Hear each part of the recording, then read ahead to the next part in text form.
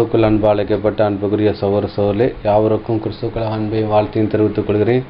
தேவன் தாமே கிருபையா தந்த நாளுக்கான நன்றியோடு சோதரிக்கிறேன். நம்மளுடைய யூடியூப் சேனலை ஃபாலோ பண்ணுற சகோதரர்களுக்கு அன்பின் நல்வாழ்த்துக்கள். இன்றைக்கி என்ன பாடம் பார்க்க போகிறோன்னு பார்த்தீங்கன்னா, அன்புக்குரிய சகோதரர்களே, கிறிஸ்துவின் அங்கியும் வஸ்திரமுங்கிறதான ஒரு தலைப்பின் கீழே இந்த வேத பாடத்தை நம்ம தியானிக்க போகிறோம். அது இயேசு கிறிஸ்துவின் வஸ்திரமும் அங்கிங்கிறதான ஒரு வேத படத்தை தான் நம்ம பார்க்க போகிறோம். அப்படி நம்ம பார்க்க போகிற நம்மளுடைய இந்த வசனம் எங்கே இருக்குதுன்னு பார்த்தீங்கன்னா, மத்தேயு 27ஆம் அதிகாரத்தில் இருக்குதுன்னு பார்க்கும். அதே மாதிரி பார்த்திங்கன்னா இந்த சம்பவங்கள் பார்த்திங்கன்னா 4 சுவிசேஷங்களில் இடம் பெற்றிருக்குன்னு பார்க்கும். அதனால் ஒவ்வொரு சுவிசேஷத்தில் நம்ம பார்க்கலாம்னு பார்க்கும். அவருடைய ஆவிக்குரிய அர்த்தங்கள் என்னங்கிறான விஷயத்தை நம்ம பார்க்க போகிறோம்னு பார்க்கும். அப்போ கிறிஸ்துவின் அங்கியும் வஸ்திரம்ங்கிறான விஷயம் பார்க்கும் பட்சத்தில் பார்த்தீங்கன்னா, அவருடைய தீர்க்க தரிசனம் கூட அப்படி இருக்குது. என்ன இருக்குதுன்னு பார்த்தீங்கன்னா, என்னுடைய வஸ்திரங்களை அவங்க சீட்டு போட்டு பங்கிட்டார்கள்ங்கிறான ஒரு தீர்க்க தரிசனம் கூட சங்கீதத்தில் இருக்குதுன்னு பார்க்கும். அதன் அடிப்படையில் கூட இந்த விஷயங்கள் நடந்துச்சுன்னு பார்க்கும். இந்த அவருடைய அங்கிலையும் வஸ்திரத்திலையும் என்ன ஆவிக்குரிய அர்த்தம் இருக்குங்கிறான விஷயத்த நம்ம பார்க்க போகிறோம். முதல்ல அந்த சம்பவத்தை பேஸ் பண்ணி அதை பார்க்கும். அந்த வஸ்திரத்தை குறித்து நிறைய விஷயங்கள் இருக்குது. அது என்னங்கிறதான ஒன் பையா பார்க்கலாம்னு பார்க்கும். வாசிக்கலாம். மத்தேயு எழுதின சுவிசேஷம் 27ஆம் அதிகாரம் வசனங்கள் 28, 29, 30, 31, அதுக்கப்புறம் 35 வாசிக்கலாம். மத்தேயு அதிகாரம் 27 வசனங்கள் 28 முதல் 30 மற்றும் 31, 35. அவர் வஸ்திரங்களை கழற்றி சிவப்பான மேலங்கியை அவருக்கு உடுத்தி முள்ளுகளால் ஒரு முடியை பின்னி அவர் சிரசின் மேல் வைத்து அவர் வலது கையில் ஒரு கோலை கொடுத்து அவர் முன்பாக முழங்காற்படியிட்டு, யூதருடைய ராஜாவே வாழ்க என்று அவரை பரியாசம் பண்ணி அவர் மேல் துப்பி அந்த கோலை எடுத்து அவரை சிரசில் அடித்தார்கள். 31.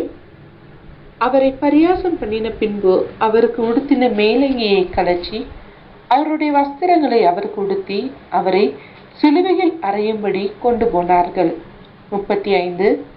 அவரை சிலுவையில் அறைந்த பின்பு அவர்கள் சீட்டு போட்டு அவருடைய வஸ்திரங்களை பங்கிட்டு கொண்டார்கள். என் வஸ்திரங்களை தங்களுக்குள்ளே பங்கிட்டு என் உடையின் பேரில் சீட்டு போட்டார்கள் என்று தீர்க்கதரிசியினால் உரைக்கப்பட்டது நிறைவேறும்படி இப்படி நடந்தது. போதுன்னு பார்க்குறோம். பார்த்தீங்கன்னா இதை குறித்து படிக்கலாம். பார்த்தீங்கன்னா என்ன சொல்லப்படுதுன்னு பார்த்தீங்கன்னா, அந்த அங்கியை குறித்து என்ன போட்டிருக்குன்னா, இங்கே அவருடைய வஸ்திரங்களே சொல்லிட்டு சிவப்பான அங்கி அவருக்கு உடுத்தி அப்படின்னு சொல்லி, அப்போ இங்கே சிவப்பான அங்கி உடுத்துன மாதிரி விஷயம் சொல்லப்படுதுன்னு பார்க்கும். அப்போ பார்த்தீங்கன்னா இந்த அங்கிக்கு பார்த்தீங்கன்னா 2-3 பேர்கள் இருக்குன்னு பார்க்கும். அப்போ மத்தேயு சுவிசேஷத்தில் இதுக்கு சொல்லும் போதில் பார்த்தீங்கன்னா சிவப்பான அங்கிங்கிறான விஷயத்தை சொல்லப்பட்டிருக்கு. அதுக்கப்புறம் பார்த்தீங்கன்னா வசனங்கள் என்ன சொல்லப்பட்டால் மினுக்கான வஸ்திரம் அப்படிங்கிறான விஷயத்தில் கூட அது சொல்லப்பட்டிருக்குன்னு பார்க்கும். அதுக்கப்புறம் பார்த்தீங்கன்னா மினுக்கான வஸ்திரங்கிறதான விஷயத்த லூக்காவில் சொல்லப்பட்டிருக்குன்னு பார்க்கும். அதே மாதிரி பார்த்தீங்கன்னா அபூர்வமான அங்கின்னா அதோடைய அர்த்தம் என்னன்னு பார்த்தீங்கன்னா, இந்த அங்கியில் தையல் இல்லை, ஸ்டிச்சிங் கிடையாதுன்னு பார்க்கும். மேலிருந்து கீழ் வரைக்கும் அது ஸ்டிச்சிங், அதாவது தையலே இல்லாத இதுன்னு இருக்கும். அப்போ தையலே இல்லாதன்னா ஒரு கிளாத்தை வெட்டி தான் நினச்சிவாங்க பார்த்தீங்கன்னா தைப்பாங்க. ஆனால் இதில் பார்த்தீங்கன்னா இது ஃபுல்லாக மோல்டிங் பண்ண மாதிரியே இருக்கும் பார்க்கும். அந்த அளவுக்கு என்ன பண்ணுறாங்க பார்த்தீங்கன்னா அது அதோடைய ஒர்க் இருக்குன்னு பார்க்கும். சொற்று பின்னுற மாதிரி நினச்சிருக்காங்க, பின்னிருக்காங்க. அது மோல்டிங்காகவே என்ன பண்ணியிருக்காங்க பார்த்தீங்கன்னா அந்த வஸ்திரத்தில் இருக்காங்க. இது விலையேறு பெற்ற ஒரு வஸ்திரம் பார்க்கும். இது பேர் ராஜ வஸ்திரங்கிறான விஷயம் சொல்லப்படுதுன்னு பார்க்கும். அதனால் பார்த்தீங்கன்னா அன்புக்குரிய சகோதரர்களே, அதனால தான் சிலர் என்ன சொல்கிறாங்கன்னா, இந்த வஸ்திரத்தை இயேசு கிறிஸ்து அணிந்ததுனால அவர் என்ன செஞ்சிருக்காருன்னா, அவர் சமீப மாதத்தில் ஒரு வலைத்தளத்தில் இப்படி ஒருத்தர் பிரசங்கம் பண்ணியிருக்கார். இயேசு கிறிஸ்து நல்ல காஸ்ட்லியான ட்ரெஸ் போட்டிருக்காருன்னா நம்மளும் காஸ்ட்லியாக தான் ட்ரெஸ் பண்ணணும். அவர் சாதாரண வீட்டில் இல்லை, அவர் அவரோட சீஷர்கள் தங்கியிருந்திருக்காங்க. அதனால் ஹாலு பெட்ரூம் எல்லாம் வசதியோடு தான் இருந்திருப்பாங்க.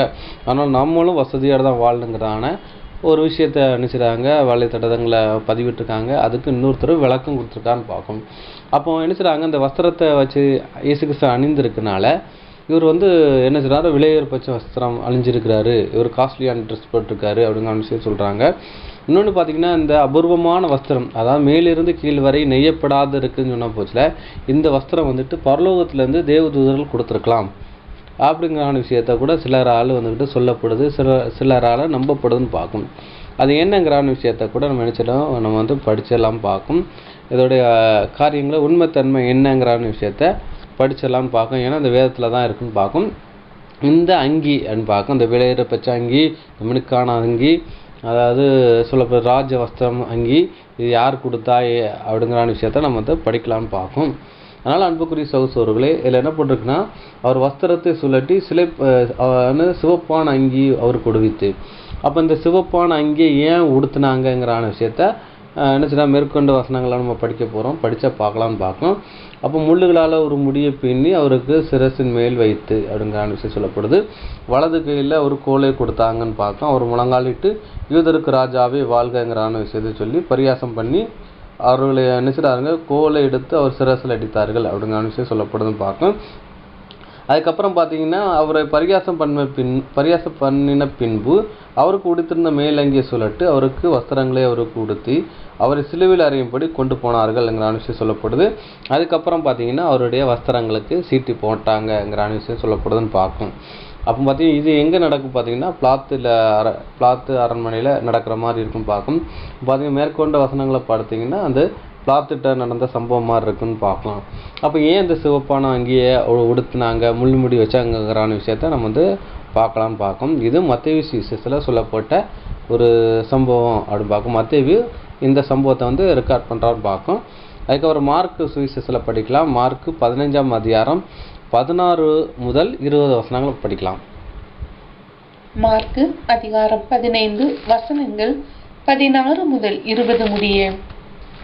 அப்பொழுது போர் சேவகர் அவரை தேசாதிபதியின் அரமனையாகிய மாளிகையில் கொண்டு போய் அவ்விடத்தில் போர் சேவகருடைய கூட்டம் முழுவதையும் கூடிவர செய்து சிவப்பான மேலங்கியை அவருக்கு உடுத்தி முள்முடியை பின்னி அவருக்கு சூட்டி யூதருடைய ராஜாவே வாழ்க என்று அவரை வாழ்த்தி அவரை சிரசில் கோலால் அடித்து அவர் மேல் துப்பி முழங்கால் படியிட்டு அவரை வணங்கினார்கள். அவரை பரியாசம் பண்ணின பின்பு சிவப்பான அங்கியை கலற்றி அவருடைய வஸ்திரங்களை அவருக்கு உடுத்தி அவரை சிலுவையில் அறையும்படி வெளியே கொண்டு போனார்கள். போதும் பார்க்கும்.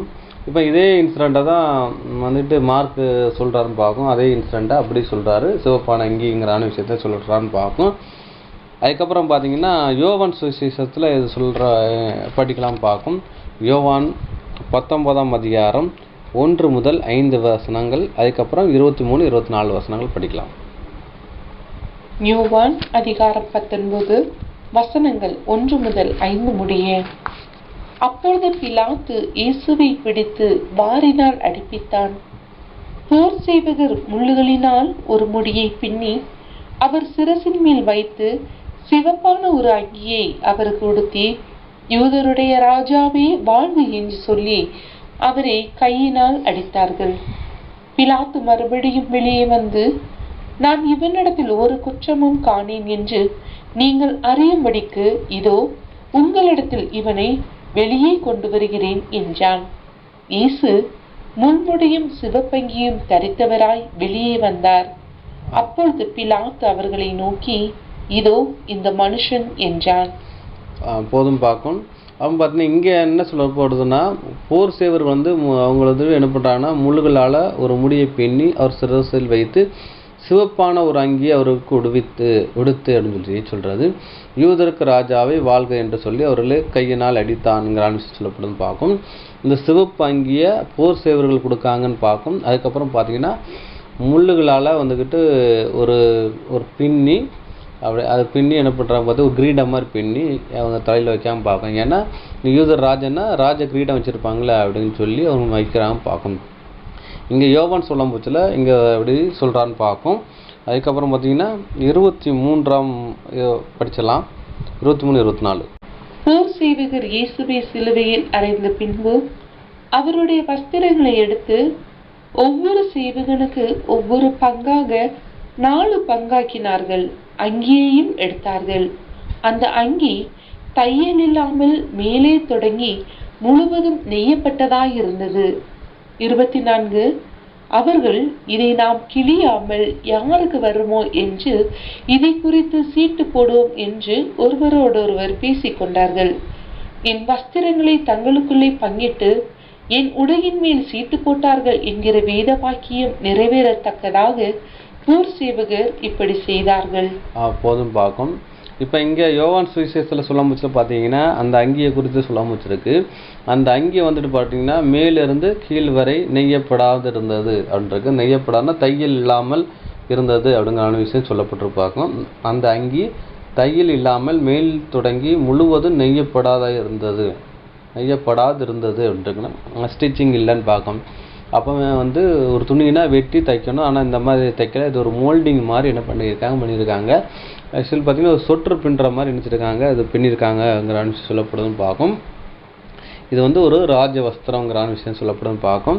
அப்போ அந்த வஸ்திரங்களை 4 துண்டை எடுத்து 4 சேவர்கள் 4 எடுத்தாங்க.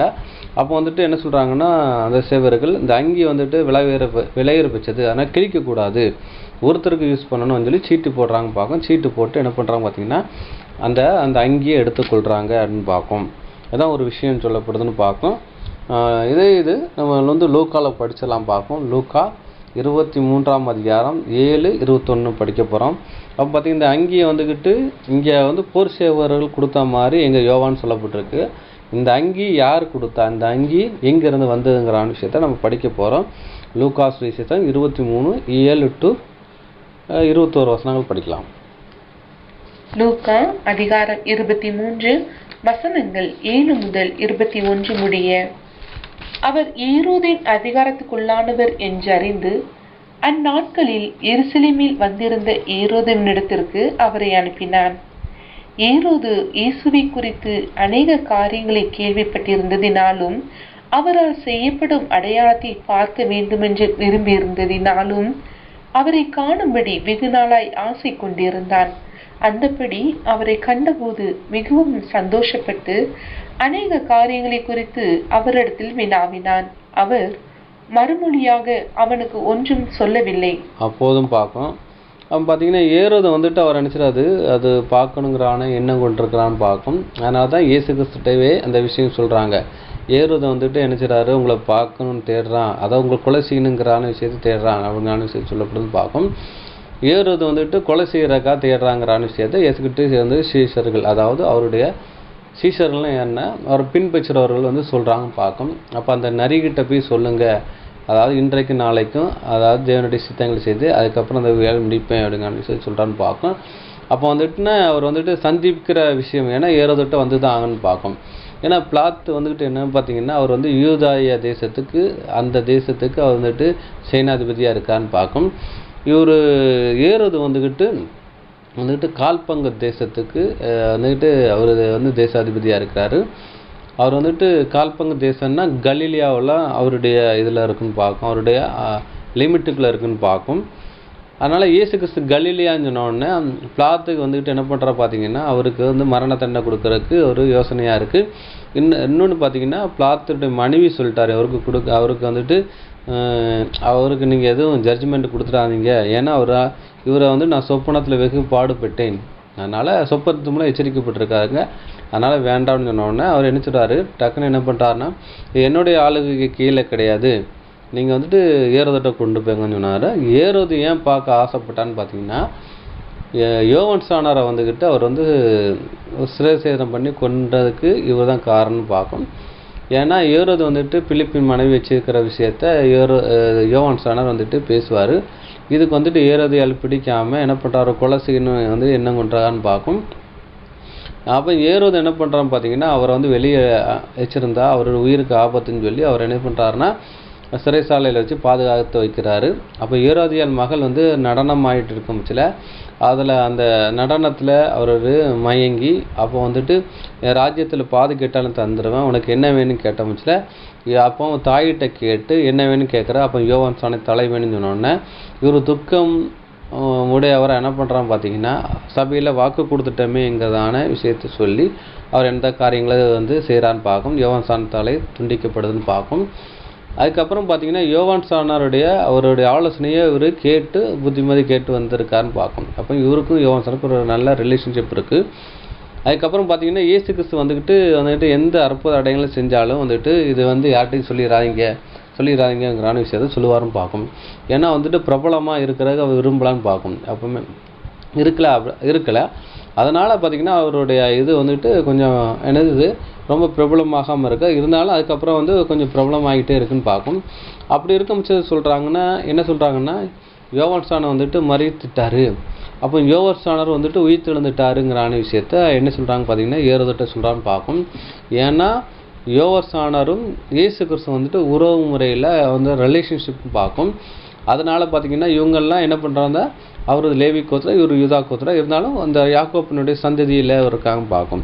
அதனால் பார்த்திங்கன்னா இவர் என்ன சொல்கிறாங்கன்னா யோவான் ஸ்நானர் தான் உயிர்த்தெழுந்துட்டாருங்கிறான விஷயத்த ஒரு பரப்புரை என்ன பண்ணுற பார்த்திங்கன்னா அந்த மக்களுக்குள்ளே இருக்குன்னு பார்க்கும்.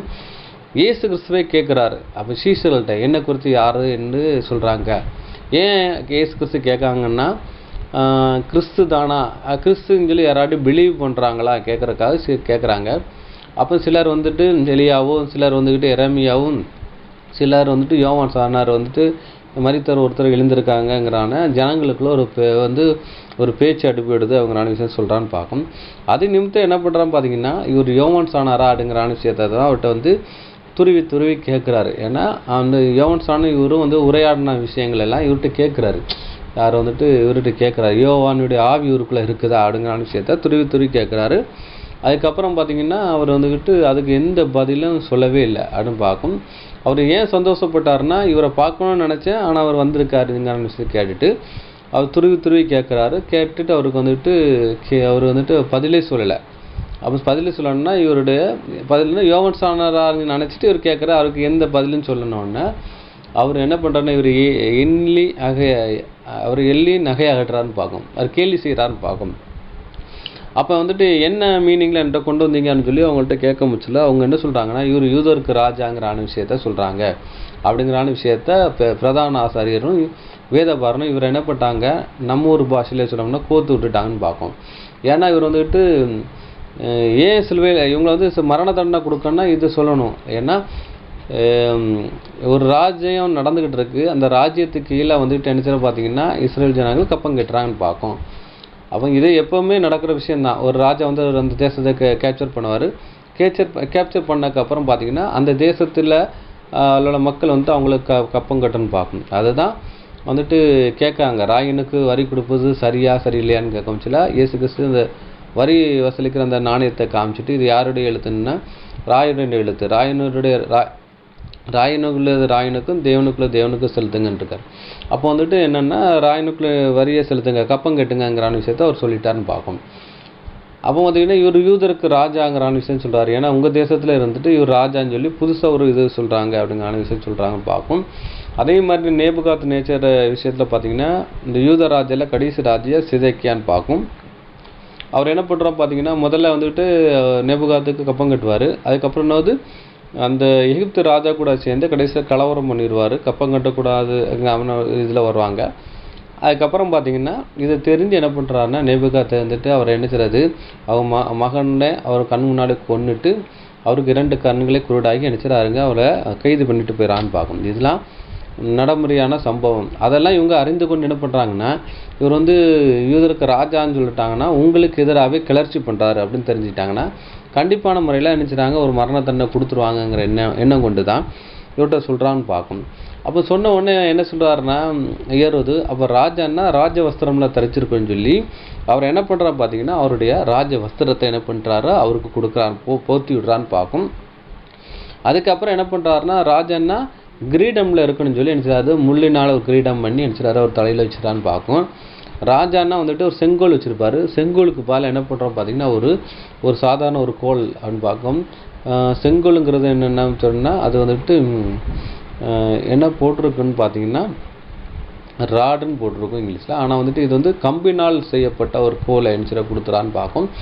அந்த கோலை கொடுத்துட்டு ராஜானா இப்படி தான் இருக்கும், ராஜவஸ்திரம் தெரிஞ்சிருக்கணும், கிரீடம் வச்சிருக்கணும்னு சொல்லி அவர் எண்ணி நகையாடி அவருக்கு நினைச்சிடாங்கன்னா அவர் இது பண்ணுறாங்க. அதுக்கப்புறம் அந்த கோலினால் அந்த முள் முடியல தலையில் வச்சு அடிக்கிறாங்க, காரி துப்புறாங்க, எண்ணி நகையாடுறான்னு பார்க்க ராஜாவான். ராஜான்னா ராஜாவுக்கு ஒரு தகுதி இருக்குது, நீனா ராஜாவான்னு சொல்லி நினச்சிட்டாங்க, கேலி கிண்டல் பண்ணுறான்னு பார்க்கும். அப்போ வந்துட்டு இந்த அங்கி யார் கொடுக்குறான்னு பார்த்தீங்கன்னா ஏரோது அவருடைய அங்கேயே அனுப்பிச்சிருந்தார், அவர் கொடுக்குறான்னு பார்க்கும். அதை தான் இந்த விஷயத்தை அடையாளப்படுத்தன்னு பார்க்கும். தொடர்ந்து படிக்கலாம். பிரதான ஆசாரியரும் வேதபாரகரும் அவர் மேல் பிடிவாதமாய் குற்றம் சாட்டி கொண்டே நின்றார்கள். அப்பொழுது ஏரோது தன் போர் செய்வரோட கூட அவரை நிந்தித்து பரியாசம் பண்ணி மினுக்கான வஸ்திரத்தை அவருக்கு உடுத்தி அவரை திரும்ப பிலாத்துவினிடத்திற்கு அனுப்பினான். முன்னே ஒருவருக்கொருவர் பகைவராய் இருந்த பிலாத்துவும் ஏரோதும் அன்றைய தினம் சிநேகிதரானார்கள்.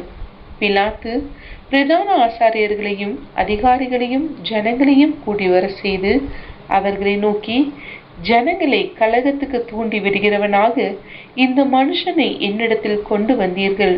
நான் உங்களுக்கு முன்பாக விசாரித்த போது இவன் மேல் நீங்கள் சாட்டுகிற குற்றங்களில் ஒன்றையும் நான் இவனிடத்தில் காணவில்லை. உங்களை ஏரோதினிடத்திற்கும் அனுப்பினேன், அவரும் இவனிடத்தில் குற்றம் காணவில்லை. மரணத்துக்கு ஏதுவான இவன் ஒன்றும் செய்யவில்லையே. ஆனபடியால் இவனை தண்டித்து விடுதலையாக்குவேன் என்றான்.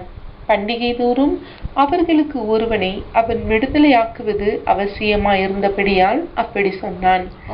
ஜனங்களில் அப்போ வந்துட்டு ஏரோது பார்த்து சொல்றாரு, இவர் வந்துட்டு மரணத்துக்கு எதுவான தண்டனை ஒன்றும் செய்யலை.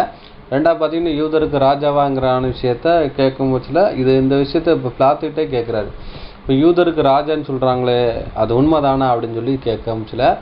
அப்போ இயேசு கிறிஸ்து சொல்கிறாங்க, நீங்கள் தான் கேட்கீங்களா இல்லாட்டினா வேறு யாரும் என்னை குறித்து சொன்னாங்களா அப்படிங்கிற விஷயம் சொல்கிறாங்க. அப்போ மற்றவங்க சொல்கிற விஷயம் தான் அப்படின்னு சொல்லி சொல்ல முடிச்சா பார்த்தீங்கன்னா அவர் என்ன சொல்கிறாருன்னா, நான் ராஜா தான், ஆனால் வந்துட்டு நான் சத்தியத்தை கொடுத்து சாட்சி கொடுக்க வந்தேன், சத்தியமாவது என்னங்கிறான்னு விஷயத்தை கேட்குறான்னு பார்க்கும். அப்போ பார்த்தீங்கன்னா இவங்க நல்லா புரிஞ்சுக்கிட்டாங்க. அப்போ தேசத்துக்கு நமக்கு எதிரான ஒரு இதில் வரல, பின்னணியில் வரல, இவர் ஏதோ ஒரு ஆன்மீக ரீதியில் இருக்கிறாரு அப்படிங்கிற விஷயத்த புரிஞ்சு கொண்டு என்ன பண்ணுறாருன்னு பார்த்தீங்கன்னா அவங்க வந்துட்டு என்ன பண்ணுறாங்களோ அவர் விடுதலையாக்க சம்மதிக்கான்னு பார்க்கும். அப்போ அங்கே ஏறுவதும் அவருக்கு இணைந்த விடுதலையாக்க சம்மதிக்கிறாரு, இங்கே பிளாத்து விடுதலையாக்க சம்மதிக்கான்னு பார்க்கும். அப்போ அந்த என்னென்னா இந்த ஏறுவது தான் என்ன பண்ணுறா பார்த்தீங்கன்னா அந்த மினுக்கான வஸ்திரங்கிற விஷயம் சொல்லப்படுதுன்னு பார்க்கும். அப்போ ஏறுவது தான் நினைச்சாரு, அவருக்கு மினுக்கான வஸ்திரத்தை அவர் கொடுக்கான்னு பார்க்கும். இதுதான் இங்கே மினுக்கான வஸ்திரம் சொல்லப்பட்டிருக்குன்னு பார்க்கும். ஆனால் அன்புக்குரிய சகோதரர்களே, இதுதான் ஒரு விஷயம் பார்க்கும். அப்போ பார்த்தீங்கன்னா அவர் வந்துட்டு சிலுவையில் அறைய அந்த விஷயத்தில் ஒப்பு கொடுக்குற விஷயம் அங்கே நடக்குன்னு பார்க்கும். தொடர்ந்து வாசிக்கலாம். எல்லாரும் அதை கேட்டு இவனை அகற்றும், பராபசை எங்களுக்கு விடுதலையாக்கும் என்று சத்தமிட்டு கேட்டார்கள். அந்த பராபசன் என்பவன் நகரத்தில் நடந்த ஒரு கலகத்தின் நிமித்தமும் கொலைபாதகத்தின் நிமித்தமும் காவலிலே வைக்கப்பட்டிருந்தான். பிலாத்து இயேசுவை விடுதலையாக்க மனதாய் மறுபடியும் அவர்களிடத்தில் பேசினான். அவர்களோ அவனை சிலுவையில் அறையும் என்று கூக்குரலிட்டார்கள். போதும் பார்க்கும். அப்போ பார்த்தீங்கன்னா இங்கே பிளாத்திட்ட இருந்து வரம்புச்சில் பார்த்தீங்கன்னா அவர் வந்துக்கிட்டு சாதாரண ஒரு ட்ரெஸ்ஸில் தான் வரான்னு பார்க்கும். என்ன பண்ணுறாருன்னா அவர்கிட்ட பேசி முடித்து என்ன பண்ணுறான்னு பார்த்தீங்கன்னா ஏரோதுகிட்ட அனுப்ப முடிச்சுட்டு பார்த்தீங்கன்னா ஏரோது தான் என்ன பண்ணுறான்னு பார்த்தீங்கன்னா அந்த சிவப்பான அங்கி அப்படிங்கிற அனுசரித்து சொல்லப்படுது. அது மினுக்கான வஸ்திரம், ராஜ வஸ்திரம், மேலிருந்து கீழ் வரை நெய்யப்படாத ஒரு வஸ்திரத்தை அவரை கொடுக்குறான்னு பார்க்கும். அப்போ அந்த வஸ்திரம் யாருடைய வஸ்திரம் பார்த்தீங்கன்னா ஏரோதுடைய வஸ்திரத்தை அனுசரித்து கொடுக்கான்னு பார்க்கும். அந்த ராஜ வஸ்திரம்ங்கிற அனுசரித்து சொல்லப்படுதுன்னு பார்க்கும். மலையாளத்தில் பார்த்தீங்கன்னா அது சுப்ரவஸ்திரம்னா மெல்லிய வஸ்திரம்ங்கிற விஷயம் சொல்லப்படுதுன்னு பார்க்கும். அது பார்த்தீங்கன்னா ராஜாக்கள் அணுகிற ரொம்ப நைலஸானது, அது உடம்புல போட்ட மாதிரியே இருக்காதுன்னு பார்க்கும். ரொம்ப நைஸான ஒரு ட்ரெஸ்ஸுன்னு பார்க்கும். அது ரெட் கலரில் இருக்குன்னு பார்க்கும். அது என்னென்னா மினுமினுன்னு இருக்கும், அப்படி மினுங்கிற ஒரு விஷயம் இருக்குன்னு பார்க்கும். அதனால் என்ன பண்ணுறோம் பார்த்தீங்கன்னா அவங்க என்ன செய்கிறாங்கன்னா அந்த வஸ்திரத்தை போர் செய்வர்கள் அவங்க இச்சிக்காங்கன்னு பார்க்கும். அதான் அந்த விஷயம்னு பார்க்கும். அப்போ அந்த மினுக்கான வஸ்திரத்தை யார் கொடுத்தான்னு பார்த்தீங்கன்னா ஏறுவது கொடுக்குறான்னு பார்க்கும். அதனால் அன்புக்குரிய சகோதரர்களே, அவரோட மரணத்தில் 2 பேர் நினைச்சுறாங்க பங்காளியாக இருக்கான்னு பார்க்கும். ஒன்று இஸ்ரேல் ஜனங்களில் என்ன பண்ணுறாங்கன்னா ஆசாரியர்கள், மூப்பர்கள், வேதபாரர்களும் இயேசு கிறிஸ்து மரண ஆக்கினைக்கு தீர்க்குறாங்கன்னு பார்க்கும். ரெண்டாவது விஷயம் பார்த்தீங்கன்னா அதை மரண தண்டனை யார் கொடுக்கான்னு பார்த்தீங்கன்னா அந்த ஏரோது அதுக்கப்புறம் பிளாத்து இவங்க மூலமாக கொடுக்குன்னு பார்க்காங்க. ஆனால் விடுதலை ஆக்குறாங்க. ஆனால் பார்த்தீங்கன்னா ஏரோது நினைச்சுறாரு, அவரை எள்ளி நகையாடி அவரை இது பண்ணுறாரு பார்க்கும். பரியாசம் பண்ணி என்ன பண்ணுறாரு பார்த்தா அவரை அவமதிக்கிறான்னு பார்க்கும்.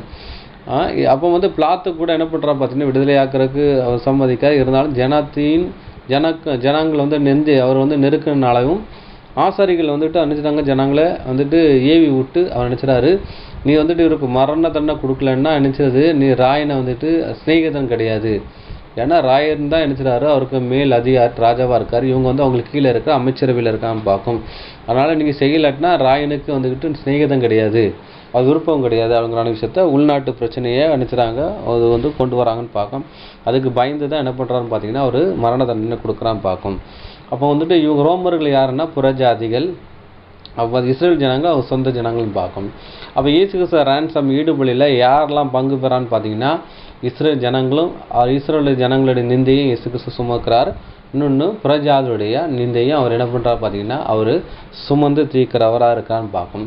அதனால தான் நம்ம ஆண்டவராக இயேசு கிறிஸ்து ஞானஸ்நானம் எடுக்கும்போதுல ஞானஸ்நானம் எடுக்க யோவான் ஸ்நானர்கிட்ட வரும்போதுல யோவான் ஸ்நானர் என்ன சொல்கிறாருன்னா உலகத்தை சுமந்து தீர்க்கிற தேவ ஆட்டுக்குட்டிங்கிறான விஷயத்தை அவர் சொல்கிறான்னு பார்க்கும்.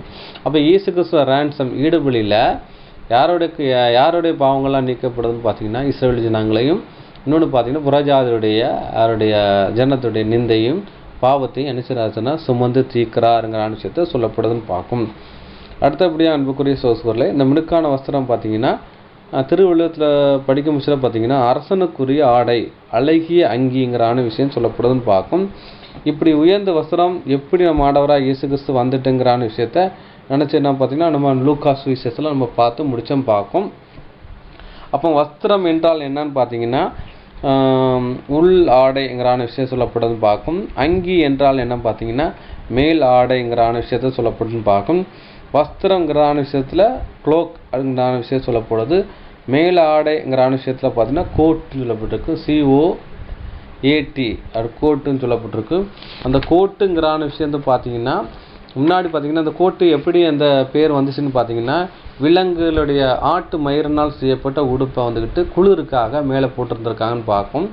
அதுக்கப்புறம் பார்த்தீங்கன்னா அந்த விலங்குகளுடைய தோலை வந்துட்டு என்ன பண்ணுறான் பார்த்தீங்கன்னா அவங்க வந்து பனி நேரத்தில் என்ன பண்ணுறான் பார்த்தீங்கன்னா அந்த கோட்டு அணிஞ்சிருக்காங்கன்னு பார்க்கும்.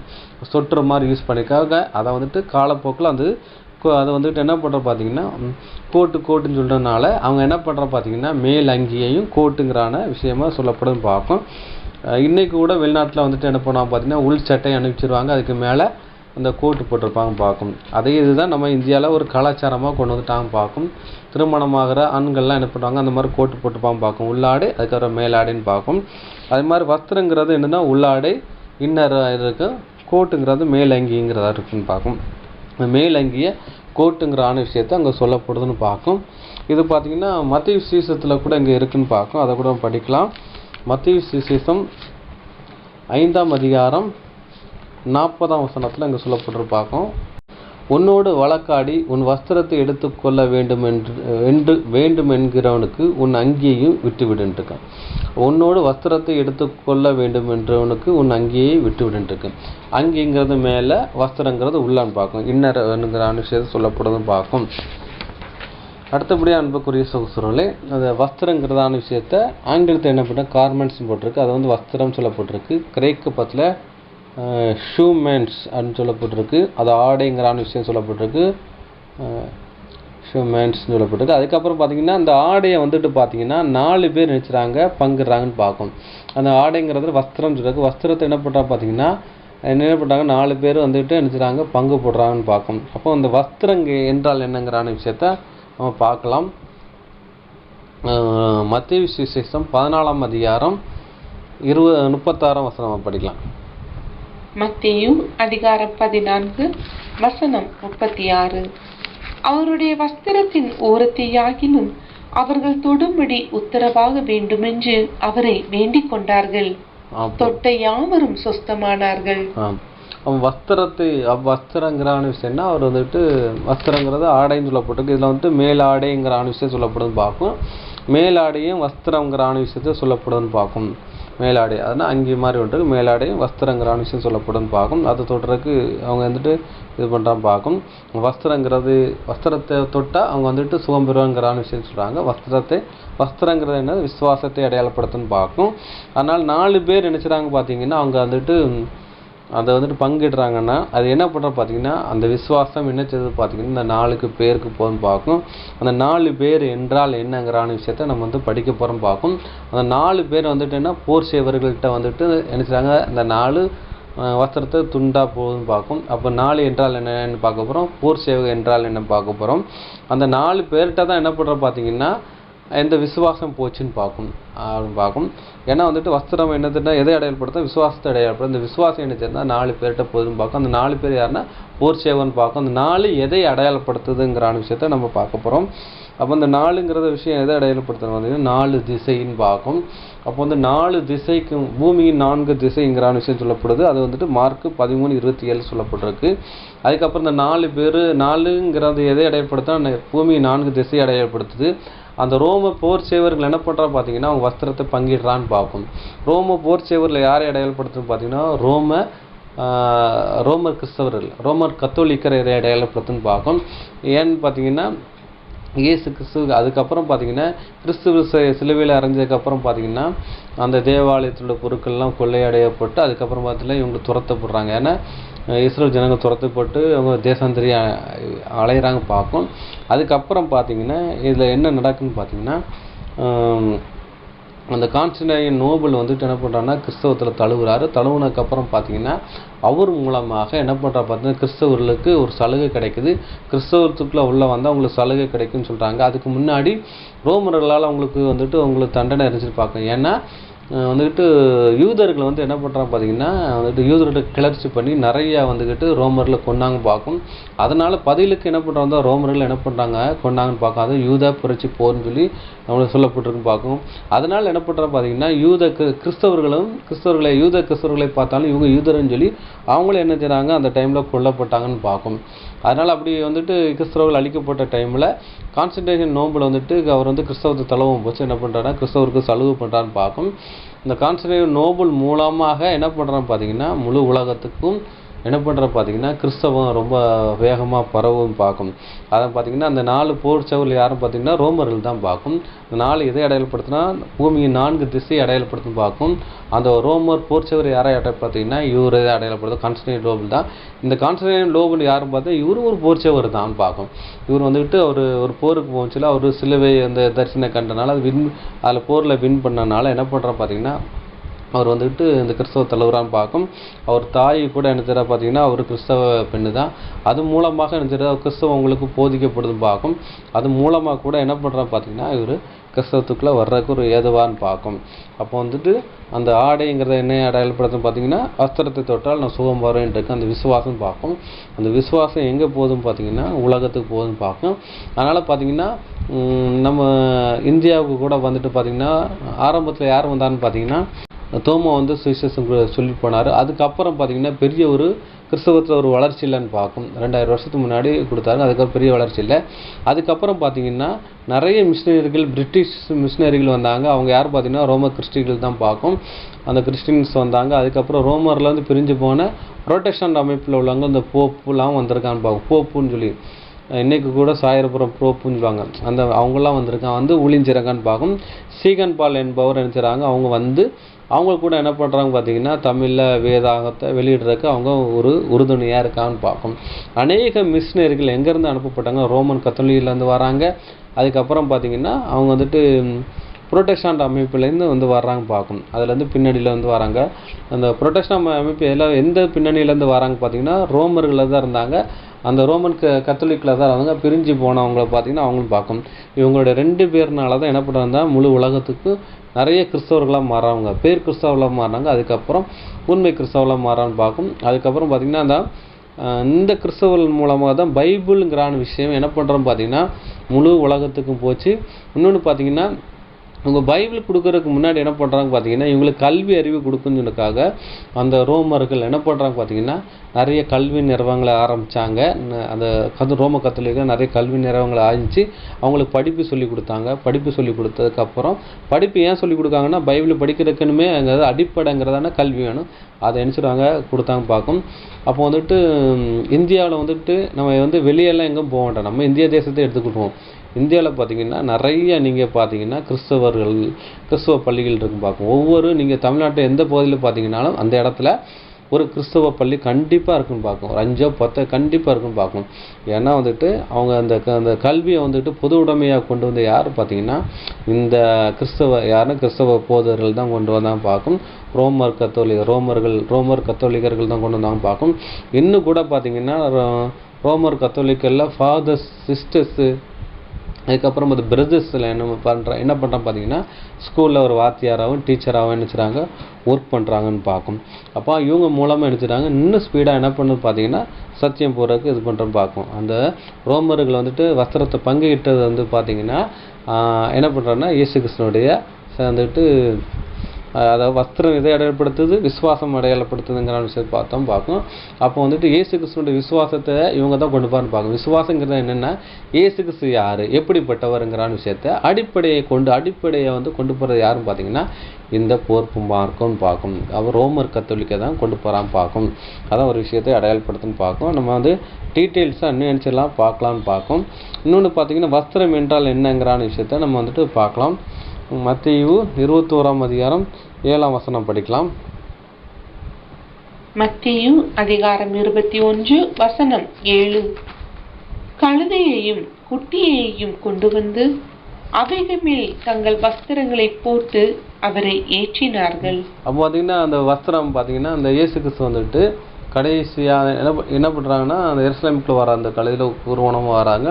குருத்தோலை பிரித்து ஓசனா அப்படின்னு சொல்கிறாங்க. ஓசனானா ரெச்சிங்கிறான விஷயம் சொல்கிறாங்க. அப்போ இயேசு கிறிஸ்து வரவேற்க என்ன பண்ணுறாங்க பார்த்தீங்கன்னா வஸ்திரங்களை விரித்துன்னு இருக்காங்க.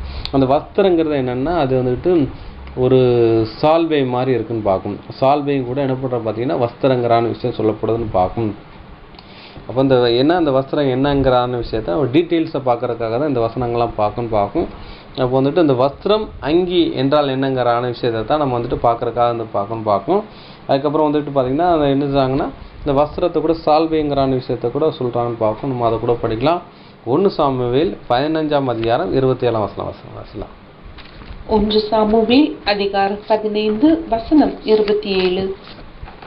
போகும்படி சாமுவேல் திரும்புகிற போது சவுல் அவன் சால்வையின் தொங்கலை பிடித்து கொண்டான், அது கிழிந்து போயிற்று. போதும் பார்க்கும். போகும்படி சாமுவேல் திரும்புகிற போது சவுல் அவனுடைய சால்வை தொங்கலை பிடித்தான், அது வந்துட்டு கிழிந்து போச்சுன்னு இருக்கு. அப்போ என்னன்னா சால்வைங்கிறத என்ன பண்ணுறான் அவர் மேலே போட்டிருக்க ஒரு விஷயத்தை அடையாளப்படுத்துன்னு பார்க்கும். அதாவது வந்துட்டு அது சால்வைங்கிறது அது கூட வஸ்திரங்கிறதான விஷயத்தை நம்ம வந்துட்டு அடையாளப்படுத்துகிற விதமாக இருக்குன்னு பார்க்கணும். அப்போ இயேசு கிறிஸ்து வந்துக்கிட்டு அப்போ மேலே போட்டிருந்த வந்துட்டு என்ன பண்ணுறோம் பார்த்தீங்கன்னா அது சால்வையாக இருக்கிற விஷயத்தை அடையாளப்படுத்துன்னு பார்க்கும். அது கூட என்னங்கிறான விஷயத்தை இன்னும் கூட டீட்டெயில்ஸாக பார்க்கும். 1 சாமுவேல் 18ஆம் அதிகாரம் 4ஆம் வசனம் வாசிக்கலாம். 1 சாமுவேல் அதிகாரம் 18 வசனம் 4. யோனத்தான் பூர்த்து கொண்டிருந்த சால்வையை கழற்றி அதையும் தன் வஸ்திரத்தையும் தன் பட்டயத்தையும் தன் வில்லையும் தன் கச்சையையும் கூட தாவீதுக்கு கொடுத்தான். அப்போதும் பார்க்கும். இங்கே என்ன சொல்கிறோம் பார்த்தீங்கன்னா யோனத்தான் வந்துட்டு ஒரு போத்திருந்த சால்வையும் கழட்டி கொடுக்காரு. அதுக்கப்புறம் வஸ்திரம் இருக்கு. வஸ்திரங்கிறது உள்ளாடை அங்கே அடையாளப்படுத்து. அதுக்கு மேலே இந்த சால்வைங்கிறதான விஷயம் சொல்லப்படுதுன்னு பார்க்கும். இந்த சால்வை என்ன போட்டுப்பான்னு பார்த்தீங்கன்னா அப்போல்லாம் பார்த்தீங்கன்னா நடைப்பயணம் குதிரை பயணம் தான் இருக்கும். சில நேரத்தை இலைப்பாடுறக்கு என்ன பண்ணுவாங்கன்னா இந்த சால்வையை உதறி அதில் நினச்சிவாங்க ஒரு பெட்ஷீட் மாதிரி இருக்கும் பார்க்கும். அதை பிரித்து படுக்கிற விஷயமே அடையாளப்படுத்துன்னு பார்க்கும். அதான் சால்வைங்கிறான விஷயம் சொல்லப்படுதுன்னு பார்க்கும். அதனால தான் நம்ம ஊர் மக்கள் என்ன பண்ணுவாங்க அதுன்னா பழைய ஆளுக்கு என்ன பண்ணுவாங்கன்னு பார்த்தீங்கன்னா எப்பவும் போனாலும் முன்னாடிலாம் பார்த்தீங்கன்னா துண்டு தோலில் போட்டிருப்பாங்க பார்க்கும். சில இடத்துல போச்சு பார்த்தீங்கன்னா அந்த துண்டு எடுத்து உதறி அந்த இடத்த தூத்துட்டு அதில் விரித்து உட்கார்றது படுக்கிறதெல்லாம் இருப்பாங்க பார்க்கும். அப்போ இது வந்து சால்வைங்கிறது பெரிய ஒரு விஷயமா இருக்குன்னு பார்க்கணும். அப்போ இந்த சால்வை எதை அடையாளப்படுத்துன்னு பார்த்தீங்கன்னா அன்புக்குரிய சசுகளே, அதாவது சால்வைங்கிறது நீதியை அடையாளப்படுத்துன்னு பார்க்கும். வஸ்திரம் ரட்சிப்பை அடையாளப்படுத்துன்னு பார்க்கும். அப்போ பார்த்தீங்கன்னா அந்த அப்போ ரட்சிப்புங்கிற என்னென்னா அது வஸ்திரங்கிறத ரட்சிப்பை அடையாளப்படுத்துது, சால்வைங்கிறது நீதி அடையாளப்படுத்துன்னு பார்க்கும். எங்கே வாசிக்கலாம்னு பார்த்தீங்கன்னா ஏசாயா 61ஆம் அதிகாரம் 10ஆம் வசனம் வாசிக்கலாம். ஏசாயா அதிகாரம் 61 வசனம் 10. கர்த்தருக்குள் பூரிப்பாய் மகிழுகிறேன், என் தேவனுக்குள் என் ஆத்துமா களி கூர்ந்திருக்கிறது. மணவாளன் ஆபரணங்களினால் தன்னை அலங்கரித்துக் கொள்கிறதற்கும் மணவாட்டி நகைகளினால் தன்னை சிங்காரித்துக் கொள்கிறதற்கும் ஒப்பாக அவர் இரட்சிப்பின் வஸ்திரங்களை எனக்கு உடுத்தி நீதியின் சால்வையை எனக்கு தரித்தார். போதும் பார்க்கும். அப்போ பார்த்தீங்கன்னா அந்த இரட்சிப்பின் வஸ்திரத்தை எனக்கு கொடுத்து நீதியின் சால்வை எனக்கு தரித்தான் இருக்கும். அப்போ அந்த இரட்சிப்பின் வஸ்திரமும் நீதியின் சால்வை யாருக்கு கொடுக்கான்னு பார்த்தீங்கன்னா அந்த மணவாட்டிக்கு கொடுக்கான்னு பார்க்கும். அப்போ வந்து மணவாளன் ஆபரணங்களாலும் தன்னை அலங்கரித்துக் கொள்வதற்கும் மணவாட்டி நகைனா தன்னை சிங்காரித்துக் கொள்வதற்கு ஒப்பாக இருக்கும். அப்போ பார்த்தீங்கன்னா ஒப்பாக அப்படின்னு சொல்லிட்டு என்ன பண்ணுறேன்னா ரட்சிப்பு என்ன செய்கிறது அவர் வஸ்திரங்களையும் எனக்கு உடுத்தின்ட்டுருக்கு. அதுக்கு நீதியின் சால்வை எனக்கு தரித்துட்டுருக்கா. அப்போ மணவாளனுக்கு ஒரு விஷயத்தை மணவாட்டிக்குரிய ஒரு காரியத்தை இங்கே வந்துட்டு அங்கே சொல்லப்படும்னு பார்க்க. எதுனா ரட்சிப்பின் வஸ்திரமும் நீதியின் சால்வையும் இங்கே அடையாளப்படுத்துன்னு பார்க்கும்.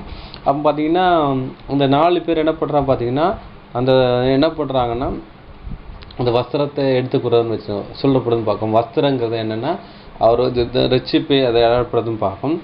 அதாவது இந்த சால்வை அதாவது ஆடைங்கிற மேல் ஆடைங்கிறான விஷயம் பார்த்தீங்கன்னா மேல் ஆடைங்கிறதுனா சால்வை அடையாளப்படுத்துன்னு பார்ப்போம். அது வஸ்திரம் தான் அங்கே போட்டிருக்கு. அந்த வஸ்திரத்தை நம்ம வந்துட்டு உள் சட்டைங்கிறான விஷயம் சொல்லலாம். இல்லாட்டினா வந்துட்டு மேல் ஆடையும் கூட அது மேலேன்னா அந்த சால்வை கூட அதை அடையாளப்படுத்துங்கிற விஷயமா இருக்குன்னு பார்க்கும். இதை தான் ஒரு விஷயமா அடையாளப்படுத்துன்னு பார்க்கும். ஏன்னா இயேசு கிறிஸ்து வந்துக்கிட்டு பார்த்தீங்கன்னா அவர் சரிதான் பீக்கப்பட்டதுன்னா அது அவர் வந்துட்டு என்ன விரும்பத்தக்க ரூபம் அவன்கிட்ட இல்லைன்னு பார்க்கும். அப்போ அங்கங்கே பீக்கப்பட்டனால அவர் அந்த ட்ரெஸ்ஸை போட்டாருன்னா என்ன பண்ணிருக்கும் ரத்த கரையாக இருந்திருக்கும் பார்க்கணும்.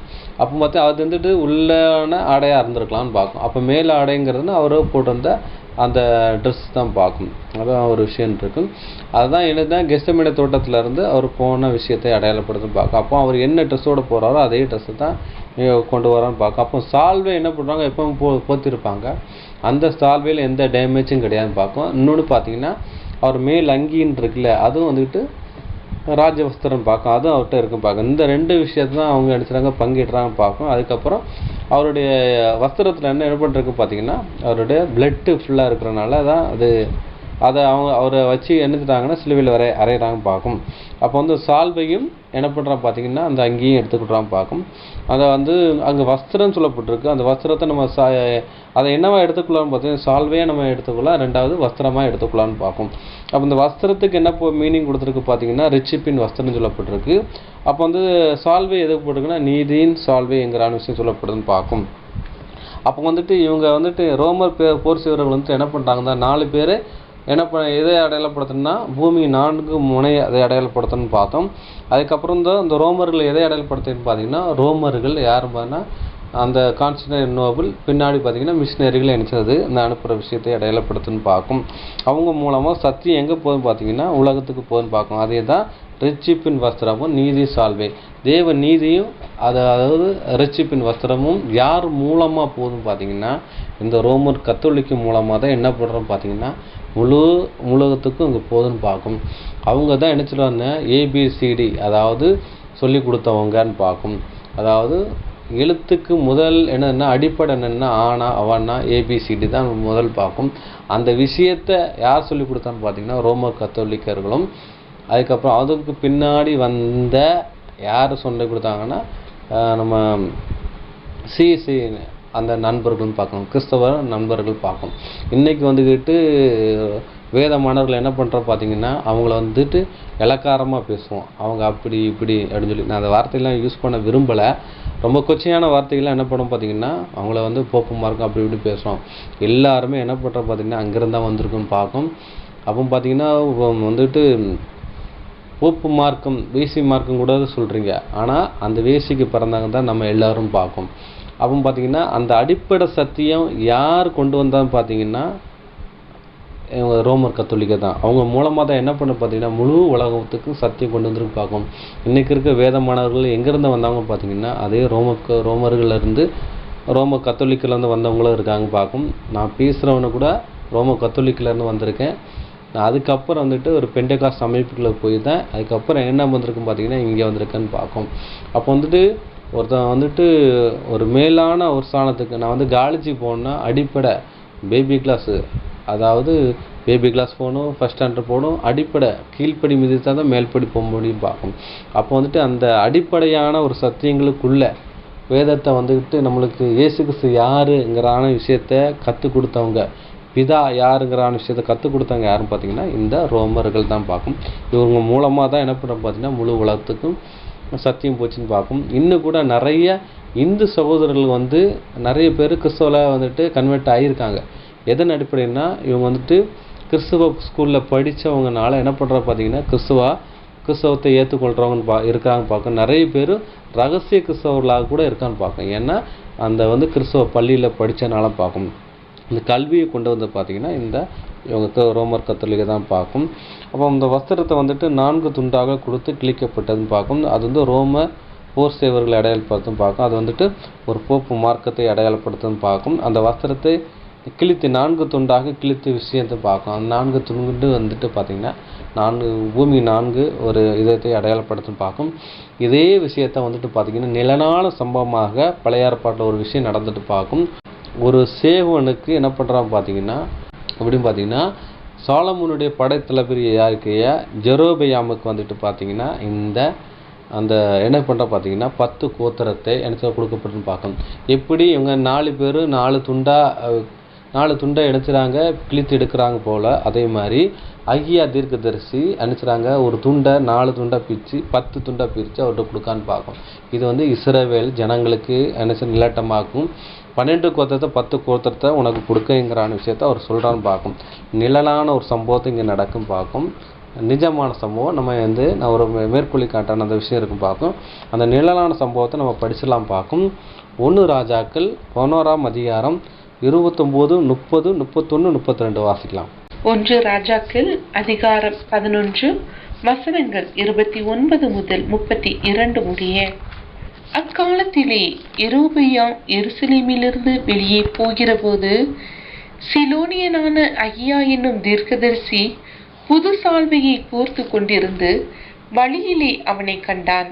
இருவரும் வயல் வெளியிலே தனித்திருக்கையில் அகியா தான் போர்த்து கொண்டிருந்த புது சால்வையை பிடித்து அதை 12 துண்டாக கிழித்து போட்டு யெரொபெயாமை நோக்கி 10 துண்டுகளை எடுத்துக்கொள்.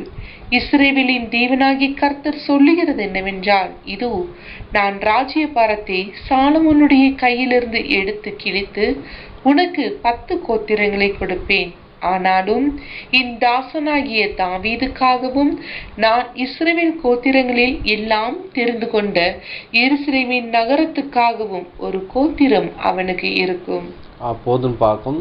அப்போ பார்த்தீங்கன்னா அகியா வந்துட்டு என்ன செய்யறான் பார்த்தீங்கன்னா அந்த சால்வையை எடுத்து கிழித்து 10 என்ன துண்டை கிழித்து என்ன பண்ணுறான் பார்த்தீங்கன்னா அந்த யெரொபெயாமுக்கு என்ன செய்ய கொடுக்கான்னு பார்க்கும். இந்த யெரொபெயான்னு பார்த்தீங்கன்னா சாலமோனுடைய படைத்தலைவர்னு பார்க்கும். அப்போ வந்து தீர்க்கதரிசி இந்த சால்வையை 10 துண்டாக கொடுத்துதான்னு பார்க்கும். அதுபோல தான் நம்ம ஆண்டவராகிய இயேசு கிறிஸ்து யாருன்னு பார்த்தீங்கன்னா ஒரு தீர்க்கதரிசின்னு பார்க்கும். அதுதான் சொல்கிறாரு உபாகத்தில் அவர் சொல்லப்பட்ட விஷயம் தான். என்ன சொல்லுவேன்னா, என்னை போல ஒரு தீர்க்கதரிசி சகோதரன் மத்தியில் எழும்ப பண்ணுவேன், அவருக்கு செவி கொடுங்கங்கிறான விஷயம் சொல்கிறான்னு பார்க்கும். அதே தான் நம்ம ஆண்டவராகிய இயேசு கிறிஸ்து இஸ்ரவேல் ஜனங்களை சொன்னார். மோசே சொன்ன அந்த தீர்க்கதரிசி நான் தாங்கிறான்னு விஷயம் சொல்கிறான்னு பார்க்கும். அதே மாதிரி பார்த்தீங்கன்னா அந்த கழுதியில் ஊர்வலமாக வரார்ல, அப்போ வந்துட்டு ஜனங்களை கேட்காங்க இது யாருன்னு கேட்டனா இவர் கலிலேயாவில் ஒரு தீர்க்கதரிசி அப்படிங்கிற விஷயம் சொல்கிறான்னு பார்க்கும். இந்த அகியா தீர்க்கதரிசி யாரை அடையாளப்படுத்தினா இங்கே அப்படியே மேட்சாக வந்து பார்த்தீங்கன்னா நம்ம வந்துட்டு நம்ம ஆண்டவராகிய இயேசு கிறிஸ்து அடையாளப்படுத்துன்னு பார்க்கும். அகியா போத்திருந்த சால்வையை 10 துண்டாக யாருக்கு கொடுத்தான்னா யெரொபெயாம் கொடுக்கான்னு பார்க்கும். இந்த யெரொபெயாம் யார் பார்த்தீங்கன்னா சோலமோனுடைய படை தளபதின்னு பார்க்கும். இங்கே நீங்கள் பொருளை வந்து பார்த்தீங்கன்னா இங்கே வந்துட்டு யெரொபெயாம் யாருக்கு நிலாட்டமாக இருக்கான்னு பார்த்தீங்கன்னா இங்கே ரோம போர் சேவர்களுக்கு நிலாட்டமாக இருக்கான்னு பார்க்கும். சாலமோன் யார் பார்த்தீங்கன்னா சமாதான புருஷன் சொல்லப்பட்டிருக்குன்னு பார்க்கும். இங்கே பார்த்தீங்கன்னா மாண்டவராக இயேசு கிறிஸ்து பார்த்தீங்கன்னா இன்னொரு ஆங்கிளில் பார்த்தீங்கன்னா சமாதான புருஷன் சொல்லப்பட்டுன்னு பார்க்கும். அப்போ பார்த்தீங்கன்னா சாலமோனுடைய படை தளபதி யாருன்னு பார்த்தீங்கன்னா யெரொபெயான்னு சொல்லப்பட்டு பார்க்கும். அதே மாதிரி பார்த்தீங்கன்னா இங்கே வந்து சாலமோன் யாருக்கு நிலாட்டமாக இருக்கான்னு பார்த்தீங்கன்னா மாண்டவராக இயேசு கிறிஸ்து பார்க்கும். சாலமோன் பழைய ஏற்பாடில் அவர் ஒரு ராஜா தான். இங்கே புதிய ஏற்பாடில் இயேசு கிறிஸ்து யூதருக்கு ராஜா, ஆனால் சத்தியத்துக்கு சாட்சி கொடுக்க வந்த ராஜான்னு பார்க்கும். அப்போ வந்து சாலமோனுடைய காலத்தில் படைத்தளபதியாக யார் இருந்தான்னு பார்த்தீங்கன்னா இங்கே யெரொபெயாம் இருக்கான்னு பார்க்கும். அவருக்கு தான் நினச்சிட பார்த்தீங்கன்னா அந்த கோத்திரம் அவர்கிட்ட 10 கோத்திரம் அவர்கிட்ட போகுதுன்னு பார்க்கும். அதே மாதிரி பார்த்தீங்கன்னா இங்கே யார்கிட்ட பார்த்தீங்கன்னா இயேசு கிறிஸ்து இருந்த காலத்தில் யார் இருக்கான்னு பார்த்தீங்கன்னா ரோமர் போர் செய்வர்கள் நினைச்சாங்க அவங்க இருக்கான்னு பார்க்கும். படை தளபதியாக யார் இருக்கான்னு பார்த்தீங்கன்னா இவங்க இருக்காங்கன்னு பார்க்கும். அதே மாதிரி இங்கே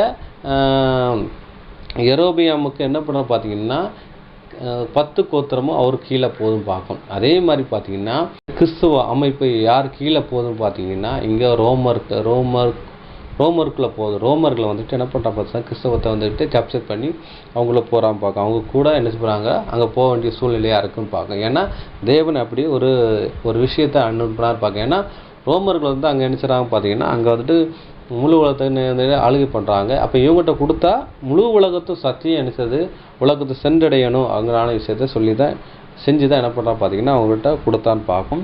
அது மாதிரி யெரொபெயாம் வந்துட்டு ஒரு திறமையான என்ன பண்ணுறா பார்த்தீங்கன்னா ஒரு பராக்கிரமசாலி அப்படின்னு சொல்கிறப்படுதுன்னு பார்க்கும். நம்ம அதை கூட நம்ம படிக்கலாம். யெரொபெயாம் யாருக்கு அடையாளமாக இருக்குன்னா ரோம கத்தோலிக்கர்களுக்கு அடையாளமாக இருக்குன்னு பார்க்கும். அது வந்து கான்ஸ்டன்டைன் நோபிளை நினைச்சது ஒரு அடையாளப்படுத்துகிற விதமாக இருக்குன்னு பார்க்கும். 1 ராஜாக்கள் 11:28 வாசிக்கலாம். 1 ராஜாக்கள் அதிகாரம் 11 வசனம் 28. யெரொபெயாம் என்பவன் பராக்கிரமசாலியாயிருந்தான். அவன் காரிய சமர்த்தனான வாலிபன் என்று சாலமோன் கண்டு யோசேப்பு வம்சத்தாரின் காரியத்தை எல்லாம் அவன் விசாரிப்புக்கு ஒப்புவித்தான். போதும் பார்க்கும். அப்போ வந்து யெரொபெயாம் என்ன பண்ணுறா பார்த்தீங்கன்னா ஒரு பராக்கிரமசாலினா ஒரு யுத்த வீரன் பார்க்கும். அவன் காரிய சமத்துள்ளவன்னா நல்ல ஒரு புத்தி உள்ளவன் பார்க்கும்.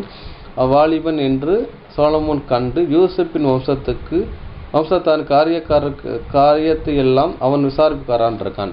அப்போ வந்துட்டு இவர் ஒரு யுத்த புருஷன். ரெண்டாவது பார்த்தி காரிய சமத்தன்னா நல்ல ஒரு புத்தி உள்ள மனுஷன். அதனால் பார்த்தீங்கன்னா யோசேப்பினுடைய வம்சத்துக்கு என்ன பண்ணுறா பார்த்தீங்கன்னா அவர் விசாரிப்புக்காரனாக வச்சான்னு பார்க்கணும். விசாரிப்புக்காரனா யோசேப்பினுடைய அந்த வம்சத்துக்கு வந்து என்ன தேவைங்கிறான விஷயத்த இவர் தான் என்ன பண்ணுறான்னு பார்த்தீங்கன்னா வச்சிருக்காருன்னு பார்க்கும். அதே மாதிரி பார்த்தீங்கன்னா இங்கே வந்துட்டு பார்த்தீங்கன்னா இந்த யெரொபெயாம் யாருக்கு நல்லாட்டமாக இருக்குது பார்த்தீங்கன்னா இங்கே அந்த போப்பு மார்க்கத்தில் அடையாளப்படுத்த அது கான்ஸ்டன்டைன் நோபிளை அதை அடையாளப்படுத்துறதுன்னு பார்க்கும். அப்போ விசாரிப்புக்காரனாக யாருக்கு இருந்தான்னு பார்த்தீங்கன்னா இந்த யோசேப்புக்கு இருந்தான்னு பார்க்கும். இந்த யோசேப்பு யாருன்னா கணிதரும் திராட்சை செடின்னு பார்க்கும். அப்போ வந்துட்டு இந்த என்னென்ன கிறிஸ்துவ அமைப்புக்கு விசாரிப்புக்காரனாக தேவன் யாரை தான் ஏற்படுத்தினான்னு பார்த்தீங்கன்னா கான்ஸ்டன்டைன் நோபிளை தேவன் ஏற்படுத்தினான்னு பார்க்கும். அப்போ தேவன் செய்கிற ஒவ்வொரு செயலும் என்ன பண்ணுறோம் பார்த்தீங்கன்னா எதர்ச்சியாக இல்லை, தேவன் தான் செய்கிறான்னு பார்க்கும். தேவனுடைய அனுமதி இல்லாமல் முழு உலகத்தில் எதுவுமே நடக்க போகுதுன்னு பார்க்கும். அப்போ என்ன பண்ணுறா பார்த்தீங்கன்னா அந்த கட்டுப்பாட்டுக்களை என்ன செய்யறா பார்த்தீங்கன்னா தேவன் கொண்டு போனார்ங்கிற விஷயம் சொல்லப்படுதுன்னு பார்க்கும்.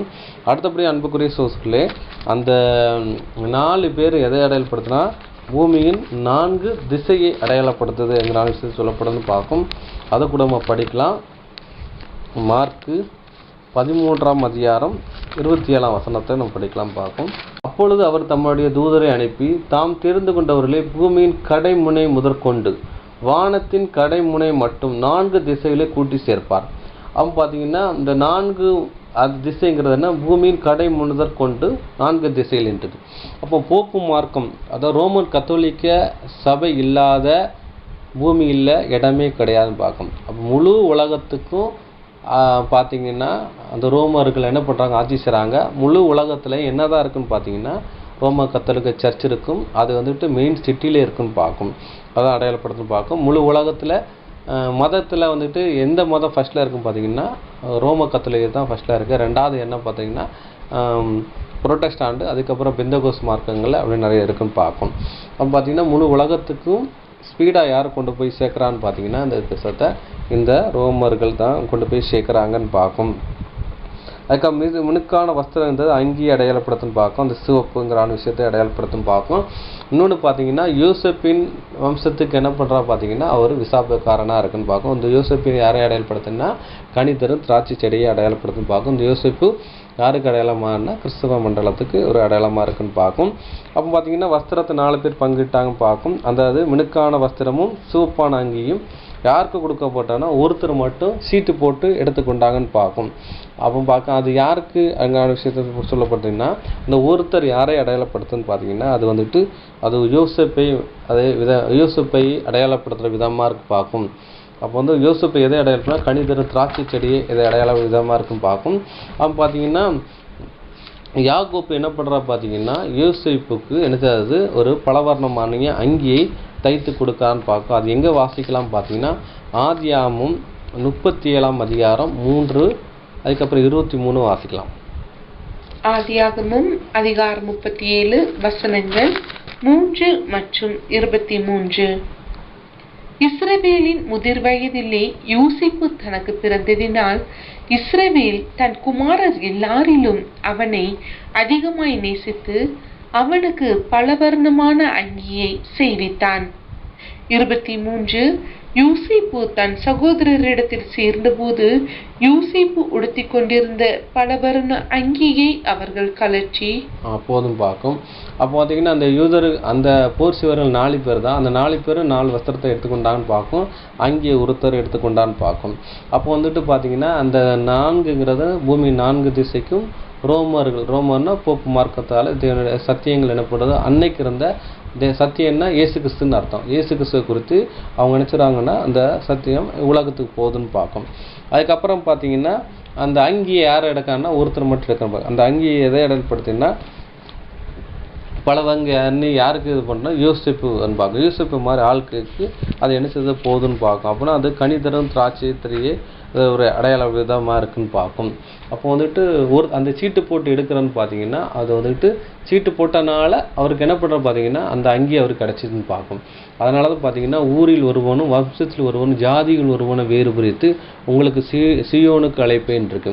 அப்போ பார்த்தீங்கன்னா அந்த போப்பு மார்க்கலத்து தேவன் வேறு பிரித்து என்ன பண்ணுறா பார்த்தீங்கன்னா ஒரு உண்மையான சத்தியத்துக்கு யார் கொண்டு போகிறான்னா தேவன் கொண்டு போகிறார். அவங்களுக்கு தான் என்ன பண்ணுறா பார்த்தீங்கன்னா அந்த மினுக்கான வஸ்திரமும் என்ன பண்ணுறா பார்த்தீங்கன்னா பலவர்ண அங்கியும் அதுக்கப்புறம் தையில் இல்லாத ஒரு அங்கேயும் கொடுக்காது பார்க்காது. ஸோ என்ன பண்ணுற பார்த்தீங்கன்னா சூப்பராக வஸ்திரம்னு சொல்லி மலையாளத்தில் இருக்குது. அதை பார்த்தீங்கன்னா அதுக்கு இன்னொரு மீனிங்கில் என்ன கொடுத்துரு பார்த்தீங்கன்னா வெண் வஸ்திரம் அங்கிறான விஷயம் சொல்லப்படுது. அது வந்துட்டு வெளிப்படுத்தல் 23:5 சொல்லப்பட்டிருக்கு. ஜெயம் கொள்கிறவனுக்கு அவனுக்கு வெண் வஸ்திரம் கொடுக்கும்ன்றது சொல்லப்பட்டு பார்க்கும்.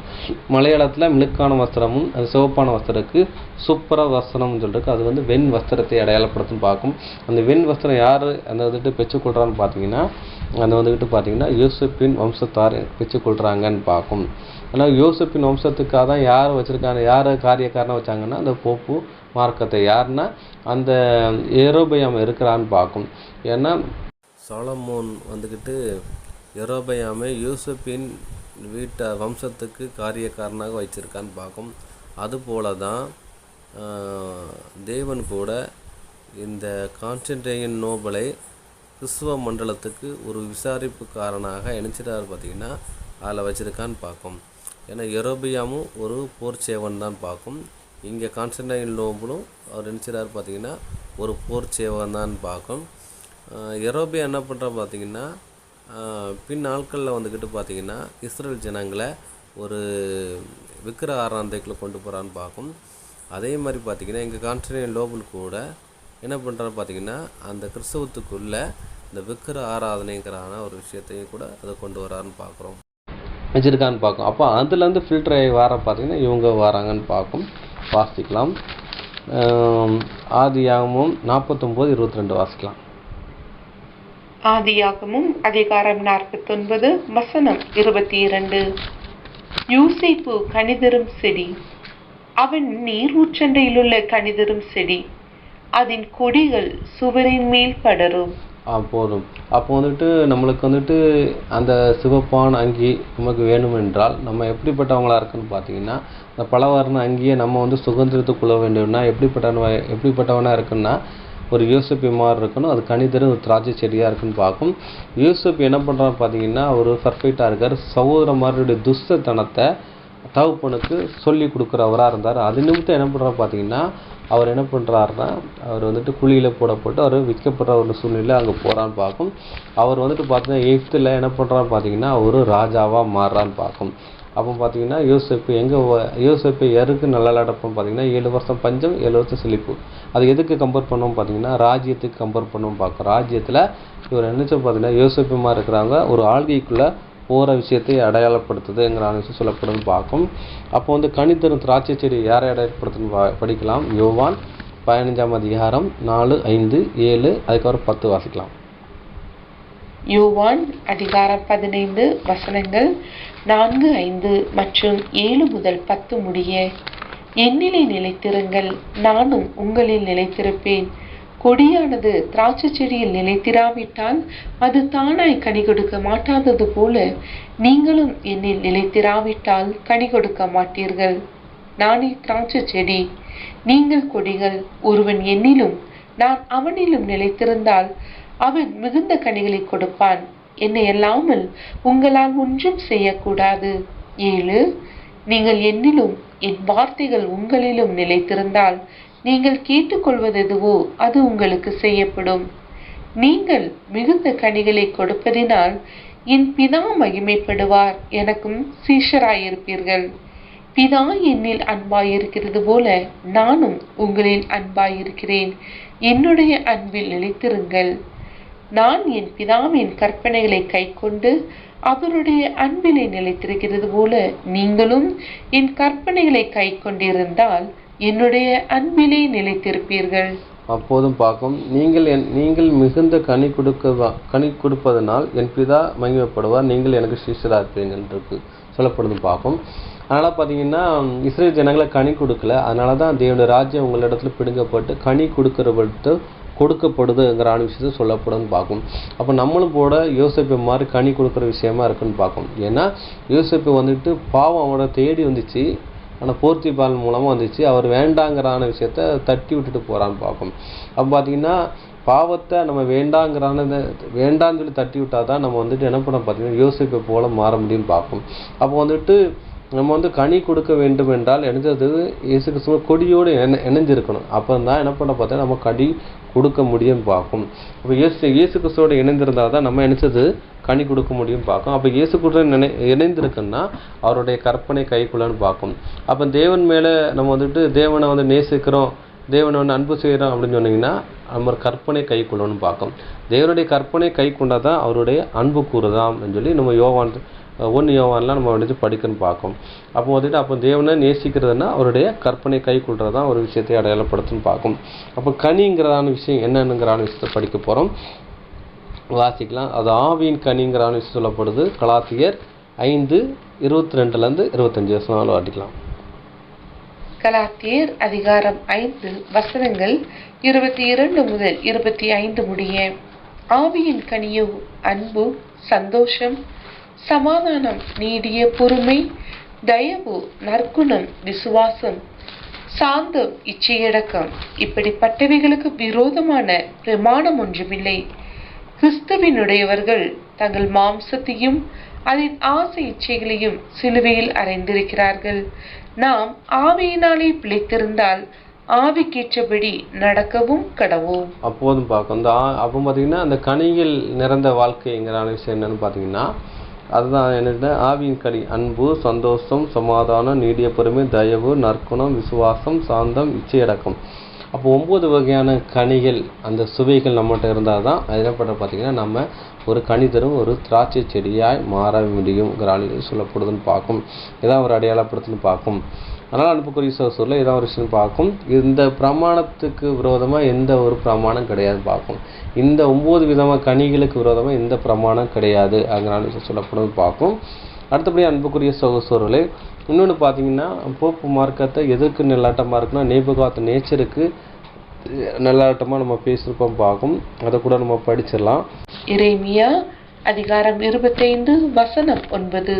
இதோ நான் வடக்கே இருக்கிற சகல வம்சங்களையும் என் ஊழியக்காரனாகிய நேபுகாத் நேச்சார் என்கிற பாபிலோன் ராஜாவையும் அழைத்தனுப்பி அவர்களை இந்த தேசத்துக்கு விரோதமாகவும் இதன் குடிகளுக்கு விரோதமாகவும் சுற்றிலும் இருக்கிற இந்த எல்லா ஜாதிகளுக்கும் விரோதமாகவும் வரப்பண்ணி அவைகளை சங்காரத்துக்கு ஒப்பு கொடுத்து அவைகளை பாழாகவும் இகழ்ச்சிக்குரியாகிய ஈசல் போடுதலாகவும் நித்திய வனாந்திரங்களாகவும் செய்வேன் என்று சேனைகளின் கர்த்தர் சொல்லுகிறார். அப்போதும் பார்க்கும். அப்போ பார்த்தீங்கன்னா இஸ்ரேல் ஜனங்களை யார்கிட்ட கொடுக்காருன்னு பார்த்தீங்கன்னா தேவன் நேபுகாத் நேச்சர்கிட்ட கொடுக்காருன்னு பார்க்கும். என் ஊழியக்காரனாகிய நேபுகாத் என்னும் பாபிலோன் ராஜாவை அழைத்து அனுப்பி, அப்போ வடக்கு இருந்து அனுப்புகிறேன்னு சொல்லி அவர் சொல்கிறார் பார்க்கும். அப்போ அந்த பாபிலோன் ராஜா கீழே என்ன பண்ணுறான் பார்த்தீங்கன்னா 70 வருஷமாக என்ன பண்ணுறான்னு பார்த்தீங்கன்னா இஸ்ரேல் ஜனங்களை நினச்சிடாரு அவங்க ஒப்பு கொடுக்குறான்னு பார்க்கும். அதில் பார்த்தீங்கன்னா தானியல் நல்ல கல்விமான்களையே என்ன பண்ணுறான் பார்த்தீங்கன்னா அவர் சமூகத்தில் வச்சு ராஜ போஜனத்தை கொடுத்து நல்ல கௌரவமாக நினச்சிடாரு வச்சுருக்கான்னு பார்க்கும். அதே மாதிரி பார்த்தீங்கன்னா இங்கே இந்த நேபுகாத் நேச்சர் யாரை அடையாளப்படுத்து பார்த்தீங்கன்னா போப்பு மார்க்கத்தை அடையாளப்படுத்துது. அதில் கூட பார்த்தீங்கன்னா கல்வி நல்ல சத்தியம் தெரிஞ்சவர்களை என்ன பண்ணுறாங்க பார்த்தீங்கன்னா யாருக்கெல்லாம் பார்த்தீங்கன்னா என்ன பண்ணுறது ஆன்மீக அந்த எண்ணங்கள் இருக்கிறத அறிஞ்சு என்ன பண்ணுறாங்க பார்த்தீங்கன்னா அவங்க என்ன செய்கிறாங்கன்னா கேப்சர் பண்ணி என்ன பண்ணுறாங்கன்னா அவங்க அந்த மத போதகத்துக்கு என்ன செய்கிறாங்க யூஸ் பண்ணிடுறாங்கன்னு பார்க்கும். யூஸ் பண்ணுற விதமாக இருக்குன்னு பார்க்கும். இவங்க மூலமாக கூட என்ன பண்ணுற பார்த்தீங்கன்னா என்ன செய்கிறாங்கன்னா சில சத்தியங்கள் என்ன பண்ணுற பார்த்தீங்கன்னா அன்னைக்கு உள்ள சத்தியம்னு என்னது சத்தியனால இயேசு கிறிஸ்துவ அந்த அறிமுகப்படுத்துகிற வேலையை யார் பண்ணாங்க பார்த்தீங்கன்னா இந்த போப்பு மார்க்கம் தான் பண்ணிச்சுன்னு பார்க்கும். அந்த கட்டுப்பாட்டுக்குள்ள இருக்குன்னு சொல்கிறாரு. அந்த நேபுகாத்தர் என்ன ஊழியக்காரன் சொல்கிறாங்க. அதே மாதிரி இந்த போப்பு மார்க்கத்தினுடைய அன்னைக்கு இருந்த அவங்கள கூட என்னோட ஊழியக்காரனா தேவனுடைய வேலை செய்கிறாங்கன்னு பார்க்கும். அந்த வேலையை தான் என்ன பண்ணுறா பார்த்தீங்கன்னா அவங்கள்ட்ட கொடுக்காரு பார்த்தாரு. ஏன்னா அவங்கள்ட்ட மூலமாக தான் என்ன பண்ணுது ஸ்பீடாக என்ன பண்ணுது பார்த்தீங்கன்னா அவங்களோட போதும் பார்க்கும். இன்றைக்கி கூட நம்மகிட்ட சத்தியம் இருக்குது. நம்ம ஸ்பீடாக செய்கிறோமான்னு கேட்டால் கிடையவே கிடையாது. ஆனால் அவங்க செய்கிற மாதிரி கூட நம்ம செய்யலை என்கிற விஷயம் சொல்லப்படுறது பார்க்கும். அடுத்தபடியாக அன்புக்குரிய சகோதரர்களே இன்னொரு வசனம் கூட பார்க்கலாம். எரேமியா 27ஆம் அதிகாரம் 5 முதல் 11 வசனங்களை வாசிக்கலாம். எரேமியா அதிகாரம் 27 வசனங்கள் 5 முதல் 11 முடிய. நான் பூமியையும் மனுஷனையும் பூமியின் மேலுள்ள மிருக ஜீவன்களையும் என் மகாபலத்தினாலும் ஓங்கி என் புயத்தினாலும் உண்டாக்கினேன். எனக்கு இஷ்டமானவனுக்கு அதை கொடுக்கிறேன்.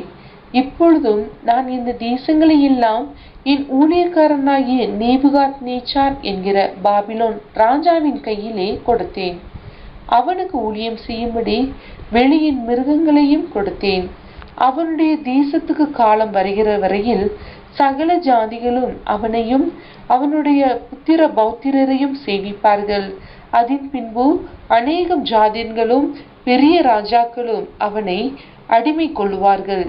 எந்த ஜாதியாவது எந்த ராஜ்யமாவது பாபிலோன் ராஜாவாகிய நேபுகாத் நேச்சார் என்பவனை சேவியாமலும் தன் கழுத்தை பாபிலோன் ராஜாவின் நுகத்துக்கு கீழ்ப்படுத்தாமலும் போனால் அந்த ஜாதியை நான் அவன் கையினாலே நிர்மூலமாக்கும் அளவும் பட்டயத்தாலும் பஞ்சத்தாலும் கொள்ளை நோயாலும் தண்டிப்பேன் என்று கர்த்தர் சொல்லுகிறார்.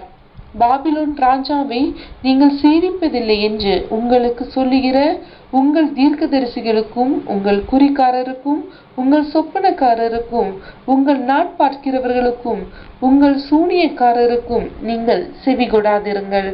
நான் உங்களை உங்கள் தேசத்திலிருந்து தூரப்படுத்துகிறதற்கும் உங்களை துரத்தி விடுகிறதற்கும் நீங்கள் அழிகிறதற்குமாக அவர்கள் உங்களுக்கும் பொய்யான தீர்க்க தரிசனம் சொல்லுகிறார்கள். ஆனாலும் எந்த ஜாதி தன் கழுத்தை பாபிலோன் ராஜாவின் நுகத்துக்கு கீழ்ப்படுத்தி அவனை சேவிக்குமோ அந்த ஜாதியை தன் தேசத்தை பயிரிட்டு அதிலே குடியிருந்து தாபரிக்க பண்ணுவேன் என்று கர்த்தர் சொல்லுகிறார். போதும் பார்க்கும். அப்போ பாபிலோன் ராஜா புறஜாதி ராஜா தான். ஆனால் அவங்க கீழே யாரை கொண்டு வந்தால் பார்த்தீங்கன்னா இஸ்ரேல் ஜனங்களை கொண்டு வந்தார் பார்க்கும். ஏன்னா பாதுகாக்கிற விஷயத்தை கொண்டு வந்தார் பார்க்கும். 70 வருஷம் நினைச்சுறாங்க அவங்க கீழே இருக்கான்னு பார்க்கும். அதுக்கப்புறம் அந்த அடிமைத்தனத்தில் விடுதலையாக்கி வேற ராஜ்யம் வந்துடுறது அவர்களுக்கு வந்துடுதுன்னு பார்க்கும். ரோம சாம்ராஜ்யம் வருதுன்னு பார்க்கும். அதனால் பார்த்தீங்கன்னா அன்புக்குரிய சகோதரர்களே அதே மாதிரி பார்த்தீங்கன்னா அங்கே என்ன பண்ணுறாங்கன்னா கிறிஸ்தவ மண்டலத்துக்குள்ள தேவன் என்ன பண்ணுறா பார்த்தீங்கன்னா ஒரு என்ன பண்ணுறான்னா ஒரு டைமிங் பீரியடை வச்சுருக்காரு பார்க்கும். அந்த டைமிங் பீரியட் வர்றதுக்கு என்ன செய்யற பார்த்தீங்கன்னா அவர் வச்சுருக்கிறாரு. அதுக்கப்புறம் அதுலேருந்து பிரிஞ்சு போனவர் தான் யாரும் பார்த்தீங்கன்னா அவர்கிட்ட பிரிஞ்சு போனால் மார்ட்டின் லூதர் என்ன பண்ணுறா பார்த்தீங்கன்னா அவங்கள்ட்ட பிரிஞ்சு தான் என்ன பண்ணுறா பார்த்தீங்கன்னா சத்தியங்கள் அவங்களுக்கு வந்துட்டு ரோம கத்தோலிக்கங்களில் அடிப்படை அவங்களுக்கு பூர்ணமான சத்தியங்கள் தெரியாது. ஆனால் வேதம் அவங்கள்ட்ட தான் இருந்துச்சு. அங்கிட்டது பிரிஞ்சு போய் தான் என்ன பண்ணுறா பார்த்தீங்கன்னா இவர் 66 புஸ்தகங்களை போட்டு என்ன பண்ணுறா பார்த்தீங்கன்னா அதான் சிஎஸ்சிட்ட இருக்கிற புஸ்தகம், பெந்தேகோஸ்திட்ட இருக்கிறவங்க அந்த புஸ்தகங்களும் அவங்ககிட்ட தான். ஏன்னா ரோமர் கத்தோலிக்கர் இருந்தவர் தான் அந்த இடத்துல அந்த அவர் என்ன மார்ட்டின் லூதர் வெளியே வந்து என்ன பண்ணுறா பார்த்தீங்கன்னா 99 குற்றச்சாட்டுகளை விட்டன்பெர்க் அந்த சர்ச்சுக்கு முன்னால் ஒட்டிட்டு நினச்சிட்டு வெளியே வரான்னு பார்க்கணும். அப்போ கொஞ்ச நாள் நினச்சிடறாங்க அவங்க கூட இருக்காங்க, அதுக்கப்புறம் பிரிஞ்சு வரான்னு பார்க்கும். போப்புமா இருக்கும் அதுலேருந்து புரோட்டஸ்டாண்ட் அமைப்பு வெளியே வருதுன்னு பார்க்கும். சிஎஸ்சி அமைப்பு வந்து 66 புஸ்தகம் அவங்ககிட்ட இருக்குன்னு பார்க்கும். அப்போ ரோமன் கத்தோலிக்கிலேருந்து என்ன பண்ணுறா பார்த்தீங்கன்னா அங்கே வந்துட்டு மார்ட்டின் லூதர் வெளியே வந்து 66 புத்தகத்தை வெளியே கொண்டு வந்து இதுதான் உண்மைங்கிற விஷயத்தை அங்கே சொல்லிக் கொடுக்கான்னு பார்க்கும். அங்கேருந்து ஃபில்டர் ஆகி அதுக்கப்புறம் வந்தாங்கன்னா பெந்தகோஸ்து மார்க்கங்க நினச்சது அங்கேருந்து வருதுன்னு பார்க்கும். அங்கேருந்து ஃபில்டர் ஆகி என்ன வருதுன்னு பார்த்தீங்கன்னா யோகா சாட்சிகள் வருது. அதுக்கப்புறம் வந்து வேத மாணவர்கள் வராங்கன்னு பார்க்கும். அதுக்கப்புறம் என்னது சத்தியங்களை வந்து கொஞ்சம் கொஞ்சமாக என்னது டெவலப் ஆகி வந்துக்கிட்டே இருக்குன்னு பார்க்கும். உண்மையான சத்தியங்கள் வருதுன்னு பார்க்கும். ஆதி சபையில் இருக்கிற அந்த சத்தியங்கள் பின் நாட்களில் நினச்சது வருதுன்னு பார்க்கும். அப்போ வந்துட்டு இன்னைக்கெல்லாம் நம்ம வந்துட்டு கிறிஸ்தவனாக இருக்கிறதுக்கு அந்த விதையை போட்ட யார் பார்த்தீங்கன்னா அந்த ரோமர்கள் தான் பார்க்கும். அவங்க மூலமாக நம்ம விதை போட்டது பின்னாட்களில் வந்து அந்த விதை என்ன பண்ணுறது பார்த்தீங்கன்னா அந்த விசுவாசம் என்னது வளருதுன்னு பார்க்கும். அப்போ அந்த வஸ்திரம்ங்கிறதான எதை அடைப்படுறதுன்னா விசுவாசம் பார்க்கும். அந்த விசுவாசத்தை விதையை யார் போட்டான்னு பார்த்தீங்கன்னா இந்த போப்பு மார்க்கம் போட்டுச்சுன்னு பார்க்கும். அதுக்கப்புறம் புரோட்டஸ்டாண்ட் அமைப்பு அதுகளுடைய டெவலப் பண்ணிச்சு பார்க்கும். இப்போ வந்துக்கிட்டு நம்மளுக்கு ஒரு பூர்ணமான சத்தியத்தை இங்கே கொடுக்குன்னு பார்க்கும். அதனால் அன்புக்குரிய சகோதரர்களே அந்த வந்துக்கிட்டு என்ன பாடம் பார்த்துன்னு பார்த்தீங்கன்னா கிறிஸ்துவின் அங்கியும் வஸ்திரம் பார்க்கும். இந்த அங்கியும் வஸ்திரத்தை யார் பங்கிட்டான்னு பார்த்தீங்கன்னா ரோமர் போர்ச்சுகர்கள் அது பங்கிட்டாங்கன்னு பார்க்கும். 4 துண்டை பங்கிட்டாங்க, வஸ்திரத்தை 4 துண்டாக பங்கிட்டான்னு பார்க்கும். இந்த வஸ்திரங்கிறது ரட்சிப்பின் வஸ்திரத்தை அடையாளப்படுது, அந்த சால்வைங்கிறது நீதி சால்வை அடையாளப்படுத்துன்னு பார்க்கும். அப்போ ரட்சிப்பின் வஸ்திரத்தை நீதியின் சால்வை நீதி தேவனுடைய நீதியையும் யார் குடும்பம்னா ரோமர்கள் வந்துட்டு 4 பேர் அடையாளப்படுத்துது. அந்த ரோமர்கள் யாருன்னா கான்ஸ்டன்டைன் நோபலை அடையாளப்படுத்துது. அந்த 4ங்கிறது என்னதான் பூமியின் 4 திசைகளுக்கும் அந்த சத்தியத்தை கொண்டு போகிறது அடையாளப்படுத்துன்னு பார்க்கும். அந்த 4 பேருக்கு ஒருத்தருக்கு தான் என்ன பார்த்தீங்கன்னா அந்த அங்கி வருதுன்னு பார்க்கும். அது வந்து என்னென்னா அது வந்துட்டு வெண் வஸ்திரங்கிறான ஒரு அங்கிங்கிறான விஷயம் பார்க்கும்போது சுப்ர வஸ்திரம்ங்கிறத சொல்லப்படுது. மேலிருந்து கீழ் வரையாத அங்கியை பார்க்கும். அந்த ராஜ அங்கின்னு சொல்கிறது பார்க்கும். அது ராஜ வஸ்திரங்கிறதான சொல்லப்படுதுன்னு பார்க்கும். அது ஒருத்தருக்கு மட்டும்தான் கொடுக்கப்படுதுன்னு பார்க்கும். அந்த ராஜ வஸ்திரம் அந்த அங்கியை யாரை போட்டுதான்னு பார்த்தீங்கன்னா பழைய ஏற்பாட்டில் பார்த்தீங்கன்னா அந்த வந்துக்கிட்டு பலவர்ணமான அங்கி யாருக்கு கொண்டு இஸ்ரவேல் என்ன பண்ணுறான்னு பார்த்தீங்கன்னா தன்னுடைய பையனுக்கு யோசேப்புக்கு தச்சு கொடுத்தான்னு பார்க்கும். ஏன்னா அவர் வந்து கனிதர் திராட்சை செடின்னு பார்க்கும்.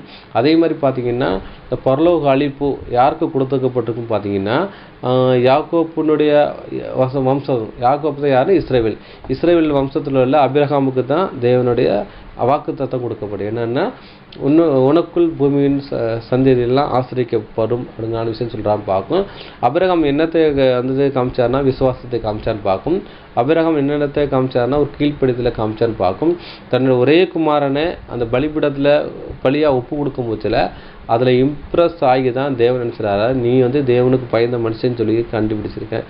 இப்போ வந்து நீ தேவனுக்கு பயந்துருக்கேன்னு சொல்லி நான் அறிந்து கொள்றேன்னு சொல்லி தான் அவர் நினச்சிட்டா வானத்து நட்சத்திரங்கிறான விஷயத்தையும் கடற்கரை மணலுங்கிறதான ஒரு ஆசீர்வாதத்தை கொடுக்குறான்னு பார்க்கும். அப்போ உனக்குள் பூமி ஆசிரியக்கப்படும் அப்படிங்கிற சொல்கிறார். உனக்குள் பூமியில் வம்சமெல்லாம் ஆசிரியப்படுன்னு சொல்கிறாரு. உனக்குள்ங்கிறதானா உனக்குள்ள இருக்கிற விசுவாசத்தை பூமியில் உள்ள ஜனங்களுக்கு கொடுப்பேன், அவங்க ஆண்டு கொள்வான்னு சொல்லப்படுதுன்னு பார்க்கும். இஸ்ரேல் ஜனங்களில் வந்துட்டு கனி கொடுக்கலாம் பார்க்கும். அப்போ தேவனுடைய ராஜ்யம் உங்களுடைய பிடுங்கப்பட்டு கனி கொடுக்குறவர்கிட்ட கொடுக்கணும் சொல்லப்படுதுன்னு பார்க்கும். அப்போ யோசேப்பு வந்துக்கிட்டு பார்த்தீங்கன்னா கனி கொடுக்குறவராக இருந்தார் பார்க்கும். அதே மாதிரி நம்மளும் ஒரு கனி கொடுக்குற விஷயமா இருக்குன்னு பார்க்கும். ஏன்னா யோசேப்பு வந்து பாவத்தை தள்ளிவிட்டு ஓடுறவராக இருக்கான்னு பார்க்கும். அந்த மாதிரி இருக்குன்னு பார்க்கும். அந்த கனி கொடுக்குற விஷயம் எதை அடையாளப்படுத்தினா ஆவின் கடி 9 அதை அடையாளப்படுத்துகிற விதமாக இருக்குன்னு பார்க்கும். அப்போ அந்த கனி அந்த அங்கி அடுங்கிறான்னு அங்கியை யார் எது போட்டிருந்தாலும் பார்த்தீங்கன்னா இந்த யோசேப்பும் பார்க்கும். அப்போ யோசேப்பு மாதிரி நம்ம இருந்தால் தான் அது இந்த அங்கியை பெற்றுக்கொள்ளப்படியும் பார்க்கும். அதான் பார்த்தீங்கன்னா சீட்டு போட்டு எடுக்கிற விஷயம் எதை அடையாளப்படுத்தினா தேவன் நம்மளே சீட்டு போட்டு எடுக்கிற விஷயம் மாதிரி தான். என்னென்னா ஊரில் ஒருவரும் வம்சத்தில் ஒருவரும் ஜாதியில் ஒருவராக வேறுபடுத்தி நான் சீயோனுக்கு அழைப்பேன்னு சொல்லி ஏசியாவில் ஒரு வசனம் இருக்குன்னு பார்க்கும்.